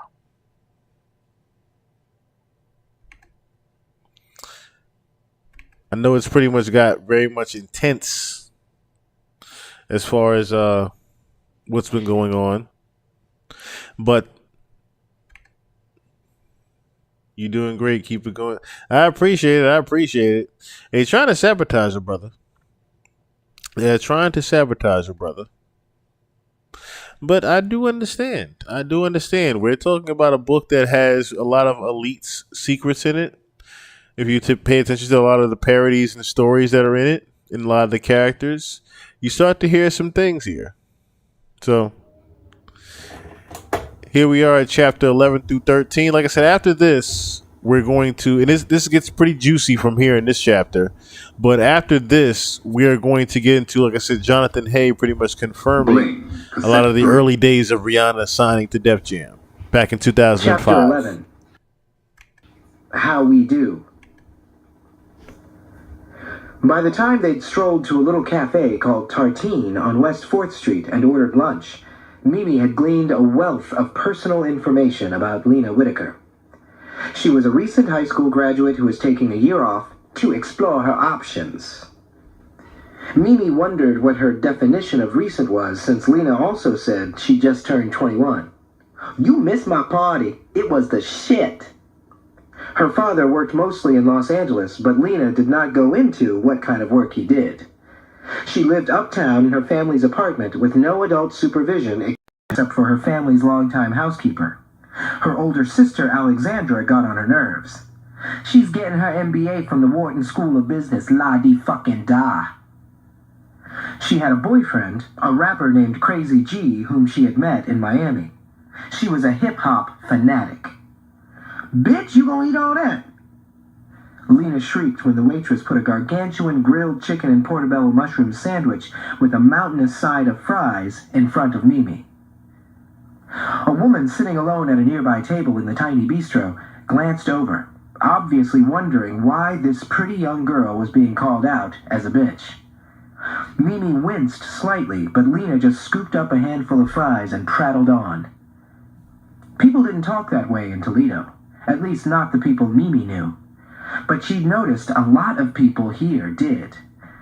When Imani had run into a friend as they were leaving Republic, a noodle shop on Union Square, the friend asked if she had found a man yet. She'd replied, "Bitch, please." b.l.a.c had ended a cell phone conversation with a female rapper she represented by saying, "Bitch, don't get me started." Lamont and his male cronies had a longer list of terms from which to choose when addressing one another. Motherfucker, money, pimp, playboy, playa. Mostly they just fell back on the timeless nigga. Mimi realized that when Lena said bitch, she was using it as a synonym for girlfriend. It was all about context. But she wasn't yet used to being on the receiving end of such language, hence her involuntary wince. "So, how do you know Lamont exactly?" Mimi asked. Lena was almost young enough to be his daughter. Were they close friends?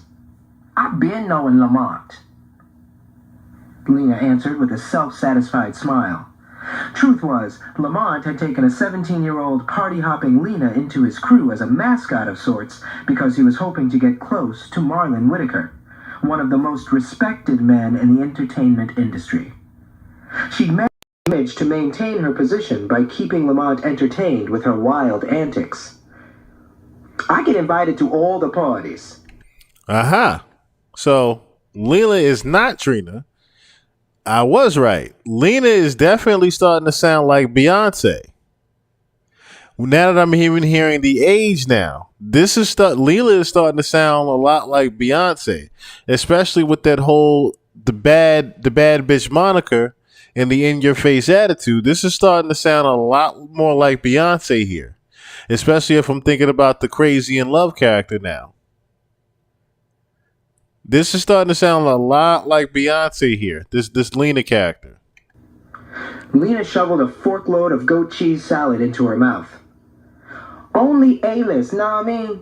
I know everybody." "You know who I think is super fine?" Mimi said, hoping Lena knew this person. "The model, Omar LaRue. He was in those Tommy Hilfiger ads, you know." Lena put up a go-no-further hand and exposed a mouthful of half-eaten salad as she said, "I don't just know him, I had him." "Had him?" "I was fucking around with him for a hot minute." "No!" Mimi choked. Lena nodded, stabbing at her salad. "Yes." "I think he's so hot." "So did I," Lena said blandly. "What happened?" "He kept trying to do me raw." Mimi looked puzzled, and Lena thought, this girl needs to get a translation book if she's going to be rolling with the TLE squad. "Raw, without a condom," she elucidated. "And then I found out he gave his ex herpes." "No," Mimi gasped. "Mm-hmm," Lena said with a disgusted curl of the lip. "So I asked him about it, know what I mean? And this nigga has the nerve to come out with, 'I ain't had an outbreak in 2 months. You believe that?" "Unbelievable," Mimi snorted. "So I told him, look, player, I don't care if the shit is active or inactive. This is information I need to know." She sucked her teeth. "Niggas ain't shit. I'm so glad I never let him touch me without a rubber." "So that was it?" Mimi asked, wondering just how many people Lena had had. "Yeah, I kicked his ass to the curb with a quickness. He had a little dick anyway." "A little diseased dick," Mimi added, gleefully taking part in the man-bashing. Who would have thought Omar LaRue could look that good and be that nasty? Kind of like Jamal. Men were such pigs. "I saw him on a huge billboard yesterday on Houston Street," Mimi said, pronouncing the street's name as one would the city. "Where?" "Houston Street." "Houston," Lena corrected. "Houston. Yeah, I saw it." She leaned toward Mimi and cracked, "And I know for a fact those briefs are stuffed. Nah, I mean, I know exactly what you mean, Mimi concurred, finally figuring out the standard English translation of nah mean. The waitress came over for dessert orders, and Lena automatically said, "Nothing for me." Mimi pointed out a tasty-looking apple tart in the bakery-style display case, and then, without prodding, Lena said, "Well, okay, one for me, too." "I really like your hair," Mimi said, admiring Lena's short Halle Berry-style pixie. Lena touched it unsurely. "Really? I just had it cut. For the first week, I kept thinking it was up in a ponytail. Then I would put my hand up there and realize I'm damn near bald."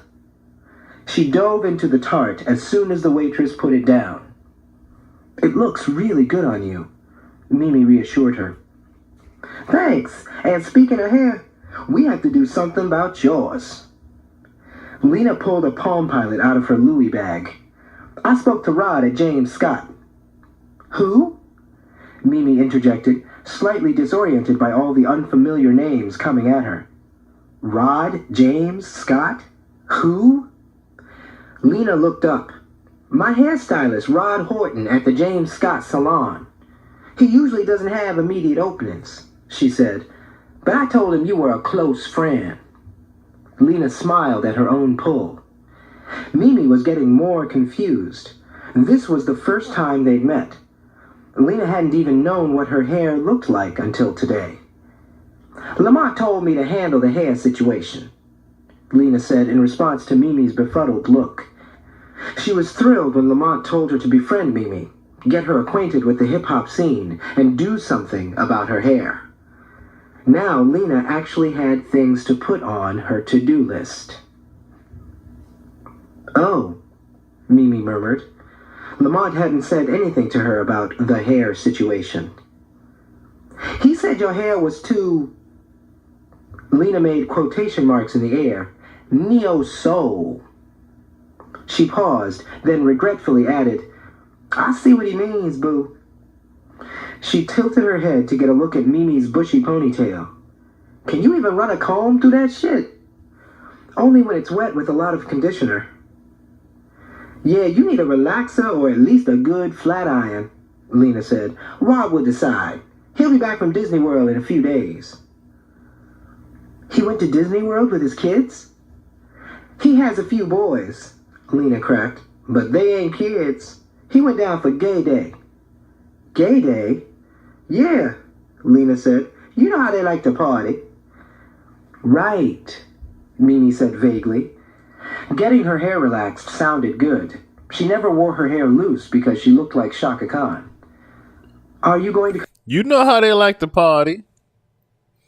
He went down there for Gay Day. Ooh, it's starting to go around here now. "Come with me?" "Sure will."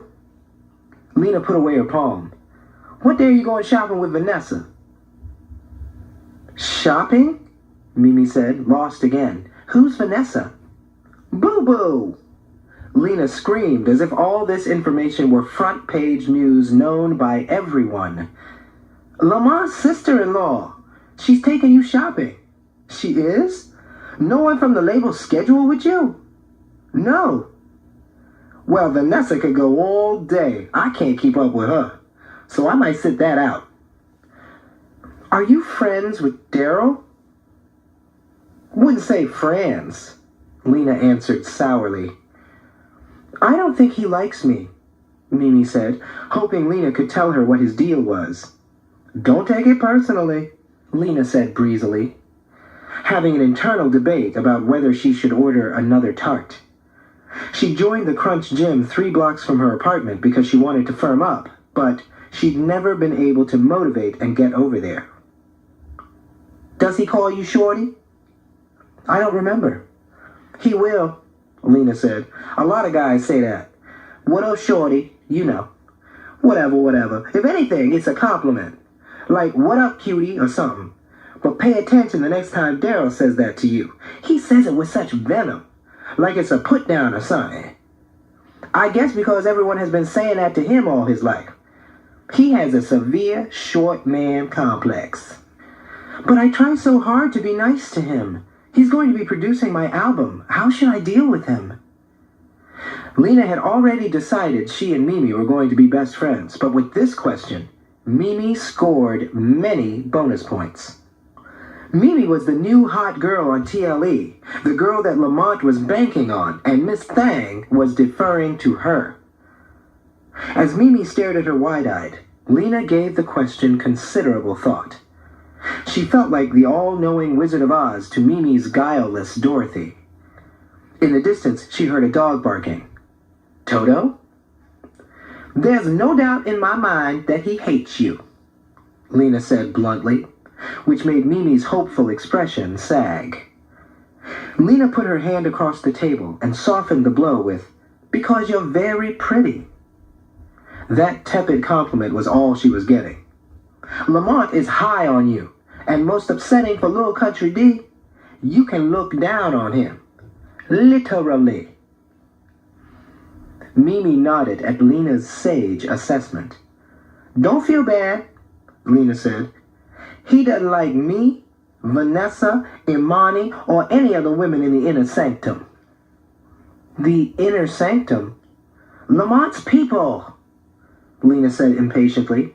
Did this girl need to have everything broken down to the letter? With a hushed reverence, Mimi asked, are all the women in the inner sanctum beautiful? You have to be, Lena said smugly, proud to be a member and pissed that she was probably considered the least beautiful of the bunch. But, getting back to the problem on the table, she announced dramatically, Daryl is probably in his filthy little Brooklyn studio apartment putting a hex on you right now. So let's think about that and put this in the context, right? She said that in order to be in this circle of friends, right? In order to be in this circle of female group, what it do, Blue Duke? What it do, my brother? So, in order to be in this circle of friends right here, you had to be just pretty. It didn't even matter necessarily if you had any talent. Similar to how Rihanna even got signed. Remember, when she was singing and doing her audition, they paid no mind whatsoever to her singing or her vocal skills. They only paid attention to her look. In fact, when she had left something and came back, they Jay had made a comment, "Oh, what do we do about her nose?" And she touched her nose and she said, "Oh, don't worry, I wasn't even paying attention to that. I'm good." But they more or so looking at the branding and the marketing of what they were going to do with Rihanna and couldn't even care less about her talent as far as writing a song lyric whatsoever. And that was all you needed to do to be back in the day in that circle of friends of, say, the Kamora Lees, the Kim Kardashians, and things like that, and the Beyoncés. You just had to look good. You didn't necessarily have to have talent because they pretty much would make the smoke and mirrors even work for you. You didn't have to have that. They would create the talent for you. What am I going to do? Mimi cried, as though Lena were a tarot reader who just turned over the death card. Lena pressed the tips of her fingers together. Her nails were painted white with chipping multicolored palm trees, a remnant of her Miami trip. He is a hot producer, Lena very reluctantly admitted. He is? Yeah, that song he did for Dickie is retarded. Mimi took it from the smile on Lena's face that retarded meant good. And on the low, he writes most of Dickie's material, Lena said, snapping for the waitress to bring her a second tart. There's your bright side. He'll probably give you some great songs. Just kill him with kindness, Lena said, deciding that was the way to go. I suspect all that boy needs is a little love. The waitress came over with bill in hand, so Lena bailed on tart number 2, which she knew she was dead wrong even to think about. Mimi immediately grabbed the bill, saying, "My treat." Lena hadn't even reached for her wallet. "Thanks," Lena said, scratching at a palm tree on her nail. "I'll get you next time. Things get kind of tight for me toward the end of the month, know what I mean?" "No, not really," Mimi said, putting down 3 20s. She barely had enough cash. That was a lot for 2 sandwiches and some tiny pastries. "My money doesn't come until the 1st, Lena explained somberly. She was referring to her monthly allowance. which was deposited directly into her checking account. But judging by her door expression, you'd think she was waiting for food stamps and a welfare check to feed her starving children. "I thought you said you didn't work," Mimi said, assuming that by money she meant a paycheck, and also noting that it wasn't the end of the month. It was. So there's a confirmation right there of a sex worker check. Isn't that something? Waiting for a check pretty much, or her monthly allowance. Yeah, Jay's the last person to talk about a nose with that camel nose. But now she's actually starting to get around and hear different information. See, this is, again, this book was heavily about, more so about the ins and outs of the hip hop industry and certain little secrets that were starting to even unfold within the book. So now we're hearing even a juicy tidbit about a sex worker that was getting a monthly allowance. The 12th. "I don't," Lena said curtly, because the fact that she didn't have any professional goals and didn't aspire to go on to higher education was a sore spot for her. Time to change the subject. "Want to come over and hang tonight?" She untied the waist of her burgundy FUBU sweats and exhaled. "Sure," Mimi answered. "Great," Lena said, throwing on her fur-lined denim jacket over her matching FUBU hooded sweatshirt. "Spend the night if you want. I ain't got shit to do." "Okay," Mimi said brightly as they walked out. "Let me go over to my place first to get some stuff." Lena immediately put her arm up for an approaching cab.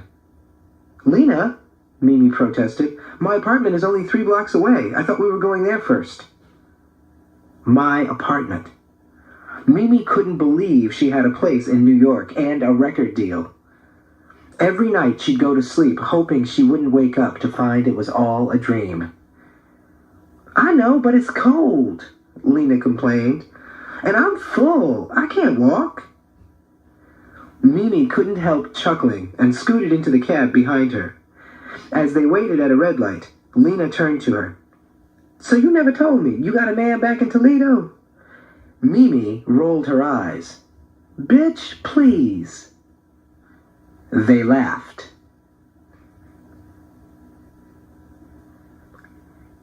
Chapter 12. Queen Bee.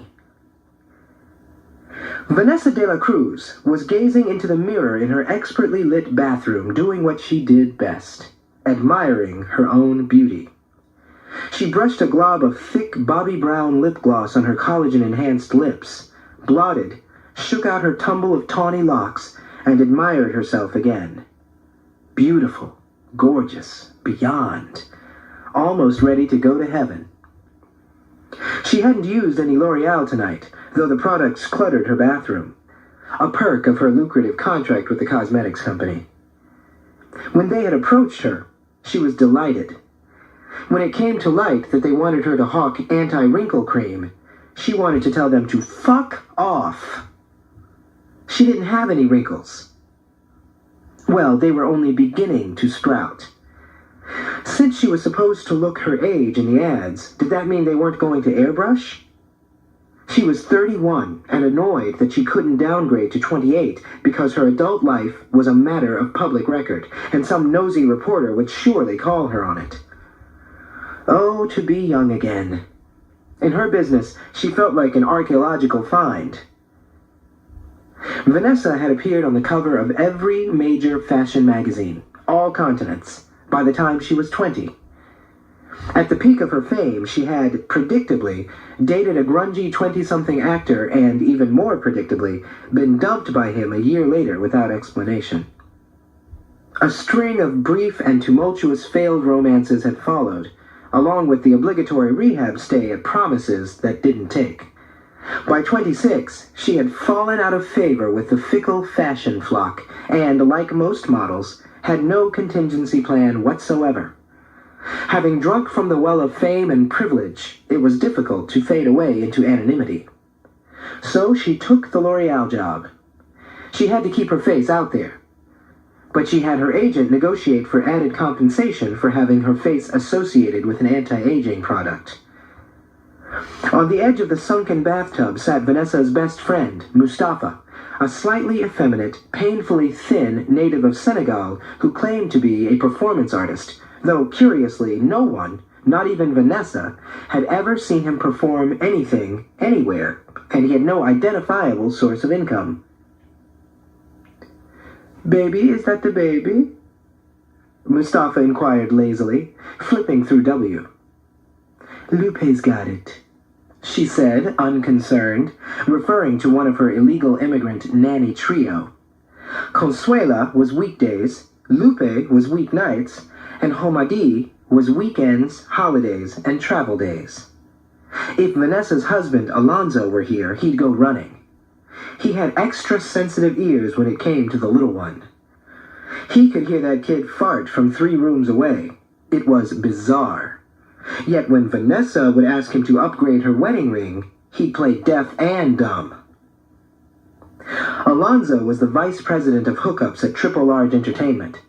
That is what it actually said on his business card. Translation? He was the hapless brother of CEO Lamont Jackson. His responsibilities? Doing whatever Lamont said. His annual salary? Very high 6 figures. Vanessa thought he was a failure. Alonzo wouldn't be accompanying them to heaven tonight. He was out of town on some sort of business. Whatever. Marriage didn't really suit Vanessa de la Cruz. By their 4th date, she'd discovered she was pregnant. They had done the deed on their first, even though Vanessa usually waited until she received an appropriately expensive gift before she invited a man to the paradise that was her pussy.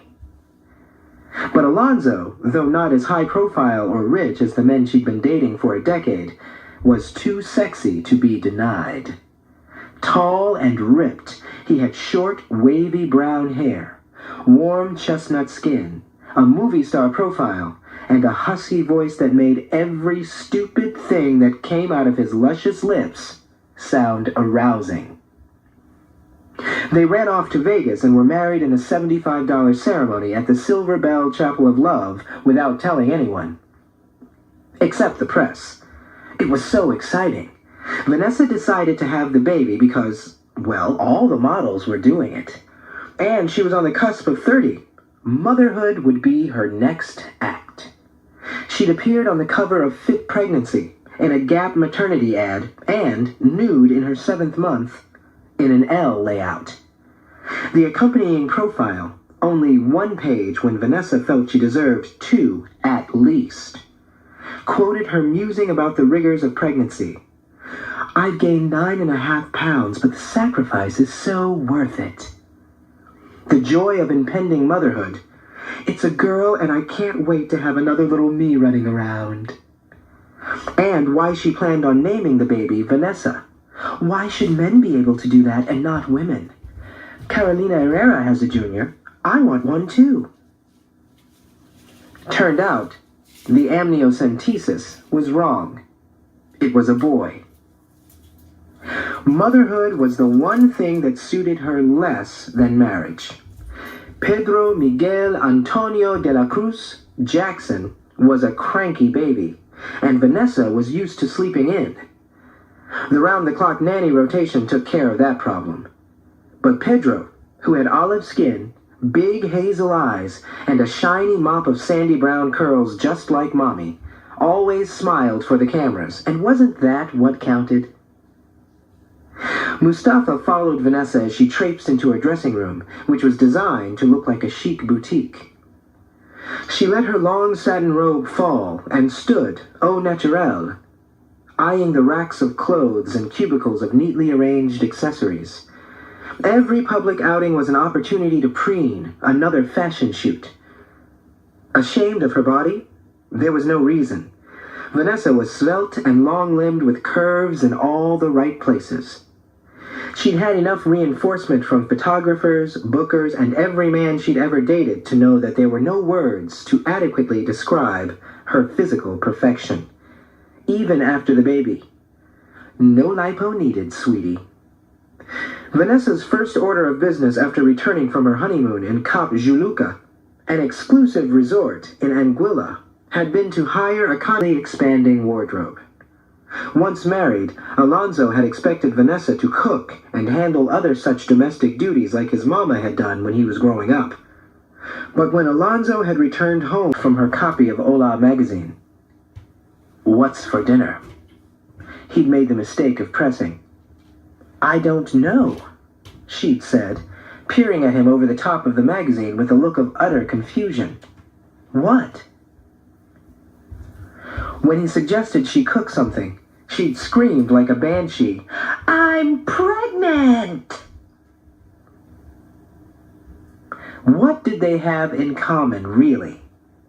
Alonzo thought their son was a blessing from God. Vanessa looked upon motherhood as a noose slowly tightening around her exquisite neck. Alonzo was a reformed bad boy who'd grown out of his hard partying ways. Vanessa continued to live the life of a rich, unencumbered, socially connected 22-year-old. Alonzo kept imploring her to quit abusing that shit for everyone's sake, but that shit was the only thing that kept her from confronting the grim reality that she was someone's wife and someone's mother, and therefore expected to act as such. They did have one thing in common: a love of rough sex. That, and the fact that they looked so damn good together, was enough to keep the marriage intact, for the time being. Dressed in skin-tight white Frankie B. jeans sans panties, stiletto boots, and a fur chubby over a sheer white camisole, Vanessa struck a pose and waited for Mustafa's usual assessment. "Perfect, baby," he cooed. She snorted a line of coke. Mustafa followed suit. Then they both donned their shades and were off without a word of farewell to Lupe or Pedro. Chapter 13. Somebody's Girl. "Take it off, Nessa," Witchy shouted. It was 1 a.m., and heaven was fire hazard crowded. DJ Billy, a rail-thin Japanese girl with long, multicolored pseudo-dreads, was spinning. People didn't really dance at heaven. There was no actual dance floor. The chosen few who made it inside just sat in their seats and bounced rhythmically, waving their hands in the air or shouting out song lyrics. Sometimes, usually very late in the evening, an intoxicated girl would climb up on a table and gyrate clumsily. Tonight, Vanessa de la Cruz was that girl. With each off-balance shimmy, the straps of her silk and lace camisole slipped further down her sweaty shoulders. MC Grimy, TLE's 27-year-old star, arrived. Lamont had asked him to stop by after his session at a nearby recording studio so they could have a meeting about his still untitled 6th album. Grimy felt more comfortable in his Bronx neighborhood than in the midst of this A-list madness. He was anxious to get back to his regular habitat, which was sitting in his Escalade, lost in a fog of chocolate tie.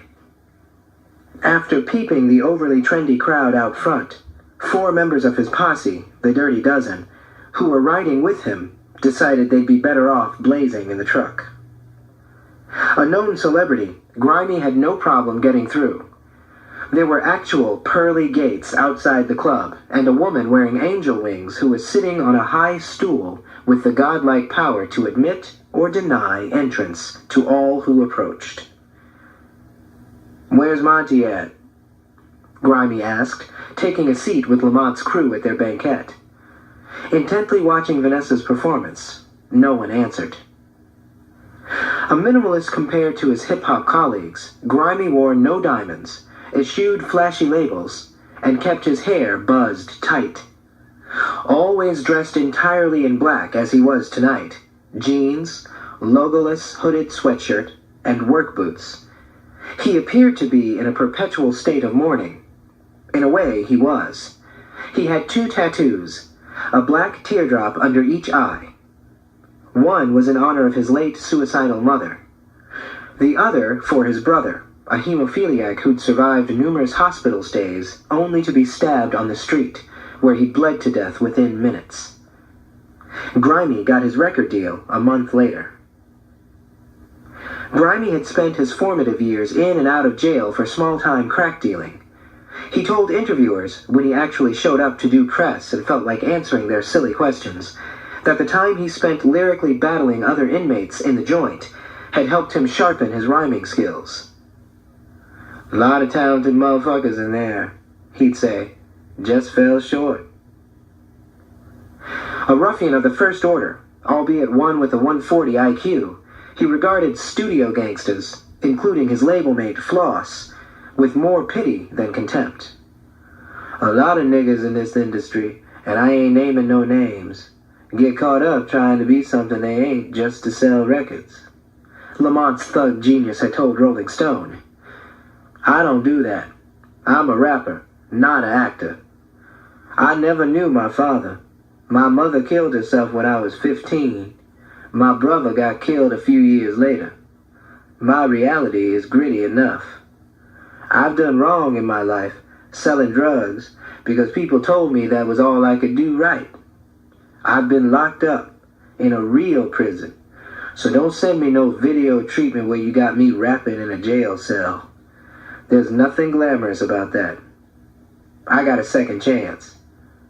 So don't take me back there, not even to pretend. I don't need to pretend.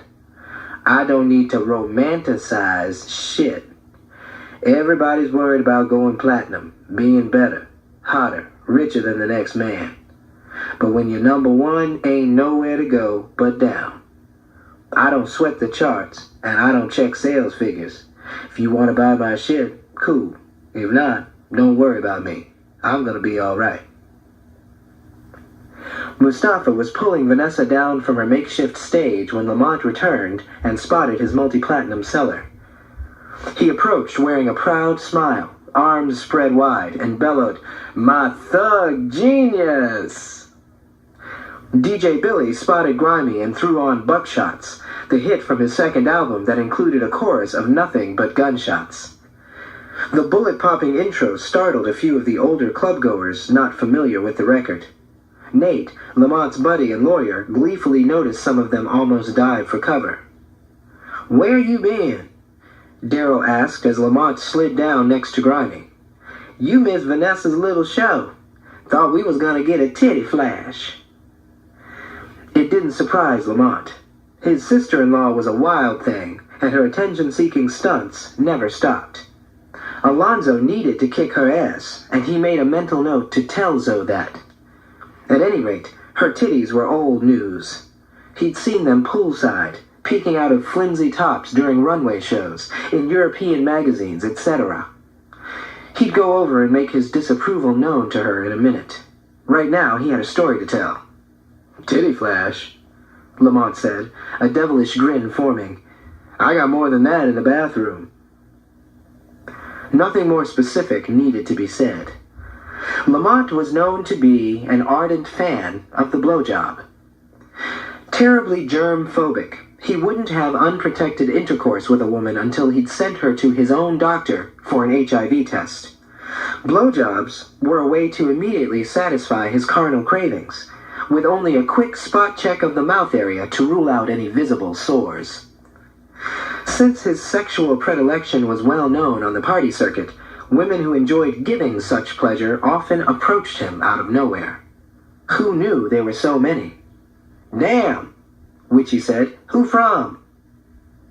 They all immediately began scanning the room. "Her," Lamont said, nodding toward an attractive woman in her early 30s who was making her way through the crowd, with the pink top. Grimy's eyes canvassed the room. Whether performing or hanging with his boogie-down Bronx dogs, Grimy's ruggedly handsome face usually took on one of three expressions: rage, disinterest, or a temporary weed-induced calm. Unless performing, he spoke in a flat monotone, as though backing his words with any emotion was an arduous task he was not up to. But when he located the woman in question, his eyes flashed and he nearly shrieked. "That old white bitch?" "She was waiting outside the bathroom when I came out," Lamont said. The guys all huddled around to hear the details over the thump of the music. "I'd met her before. Amy, I think her name is. She pushed me back in, locked the door. She just pulled my shit out, never said a word. Did she swallow? Witchy begged to know, worshipful of Lamont's brazenness and wondering why things like this never happened to him. Yes, Lamont happily confirmed. Yes, she did. So, Grimy inquired hesitantly, you fuck with white bitches? What is wrong with this nigga? Lamont groaned, throwing his hands up in mock exasperation. Grimy, you're a rap star. You've never fucked a white bitch? Grimy stared at him blankly. Not even a dick suck? Grimy shook his head. Nah, I don't get down like that. Grimy! Grimy! Lamont moaned dramatically. You got to get out more, nigga. Try new things. A low chuckle rumbled around the table. Grimy, you're kidding me, right? Grimy shook his head. But you've been all over the world on tour, Lamont yelled, trying to understand how this could have happened. You've been to London, Germany, Japan. Grimy shrugged. Are you telling me, Lamont smirked, that you go to all these countries and do not sample their cuisine? Wherever I'm at, they find me the black chicks. Grimy explained of his posse's international system of rounding up girls for his pleasure. Lamont squinted at him. What are you, prejudiced? Grimy almost grinned. Feeling right at home as the center of attention, Lamont continued to milk this riff for the crew's amusement. I was with you in Japan, nigga, he pressed, lapsing into full-on Ebonics because his bit would sound funnier that way. Ain't no black bitches over there. Not unless they was on vacation. And those cute little Japanese honeys were hopping around you like you was a museum piece. All you had to do was sit there and let one of them hop on your dick. You didn't get none of that? Did you? Grimy wondered. Lamont gaped at him with widened eyes, pretending to take offense, and slipped back into urban sophisticate mode. I'm an international fucking playboy, money. Of course I got some. You get one with real long hair. It feels like silk. They brush it all over you. Their skin's all soft. I'm talking totally hairless, man. They're so tiny you can just flip them every which way. Lamont paused to add a visible shiver of excitement for effect. It's the shit. Everyone cracked up except Grimy, who turned up his nose, unimpressed. I don't like sushi. That made everyone howl, but it was Lamont's instant comeback that slayed them. How would you know, nigga? You ain't never tried it. The women are the actual food, Nate chimed in. Grimy's that nigga that goes to Japan and eats lunch and dinner at McDonald's every day. Grimy confirmed this conjecture with a nod and added, breakfast too. You've been around the world 3 times over, Lamont said, shaking his head. But you are one local motherfucker. Seriously, kid, you need to educate your palate in more ways than one. Grimy looked lost. Educate his what? He leaned back into the booth as a flamboyantly dressed man pranced by, as if the outfit itself were contagious. Lamont threw his arm around Grimy's shoulder and pulled him in closer. You want to know the best thing about all these white women in here? Lamont scanned the room and cackled at the punchline before he even delivered it. None of them want to marry us. A spontaneous burst of laughter rang out from the table. They might want Ivy League Nathaniel with his lawyer ass, but they don't want any hip-hop niggas like us, Lamont said, conveniently grouping himself, a college graduate who had been raised in a stable, 2-parent home, into the same demographic as Grimy, a fatherless child raised on welfare who'd received his high school equivalency in a juvenile lockdown facility. Lamont yoked Grimy around the neck, then released him. I mean, I could pick any one of these white girls in here and decide to make her my girlfriend. He snapped his stubby fingers and waved dismissively. Send her flowers, take her out, buy her expensive shit. Play the game. But if I really did love her and wanted to marry her, you think she would? She would if she was some broad who didn't have shit, because I might be a nigga, but...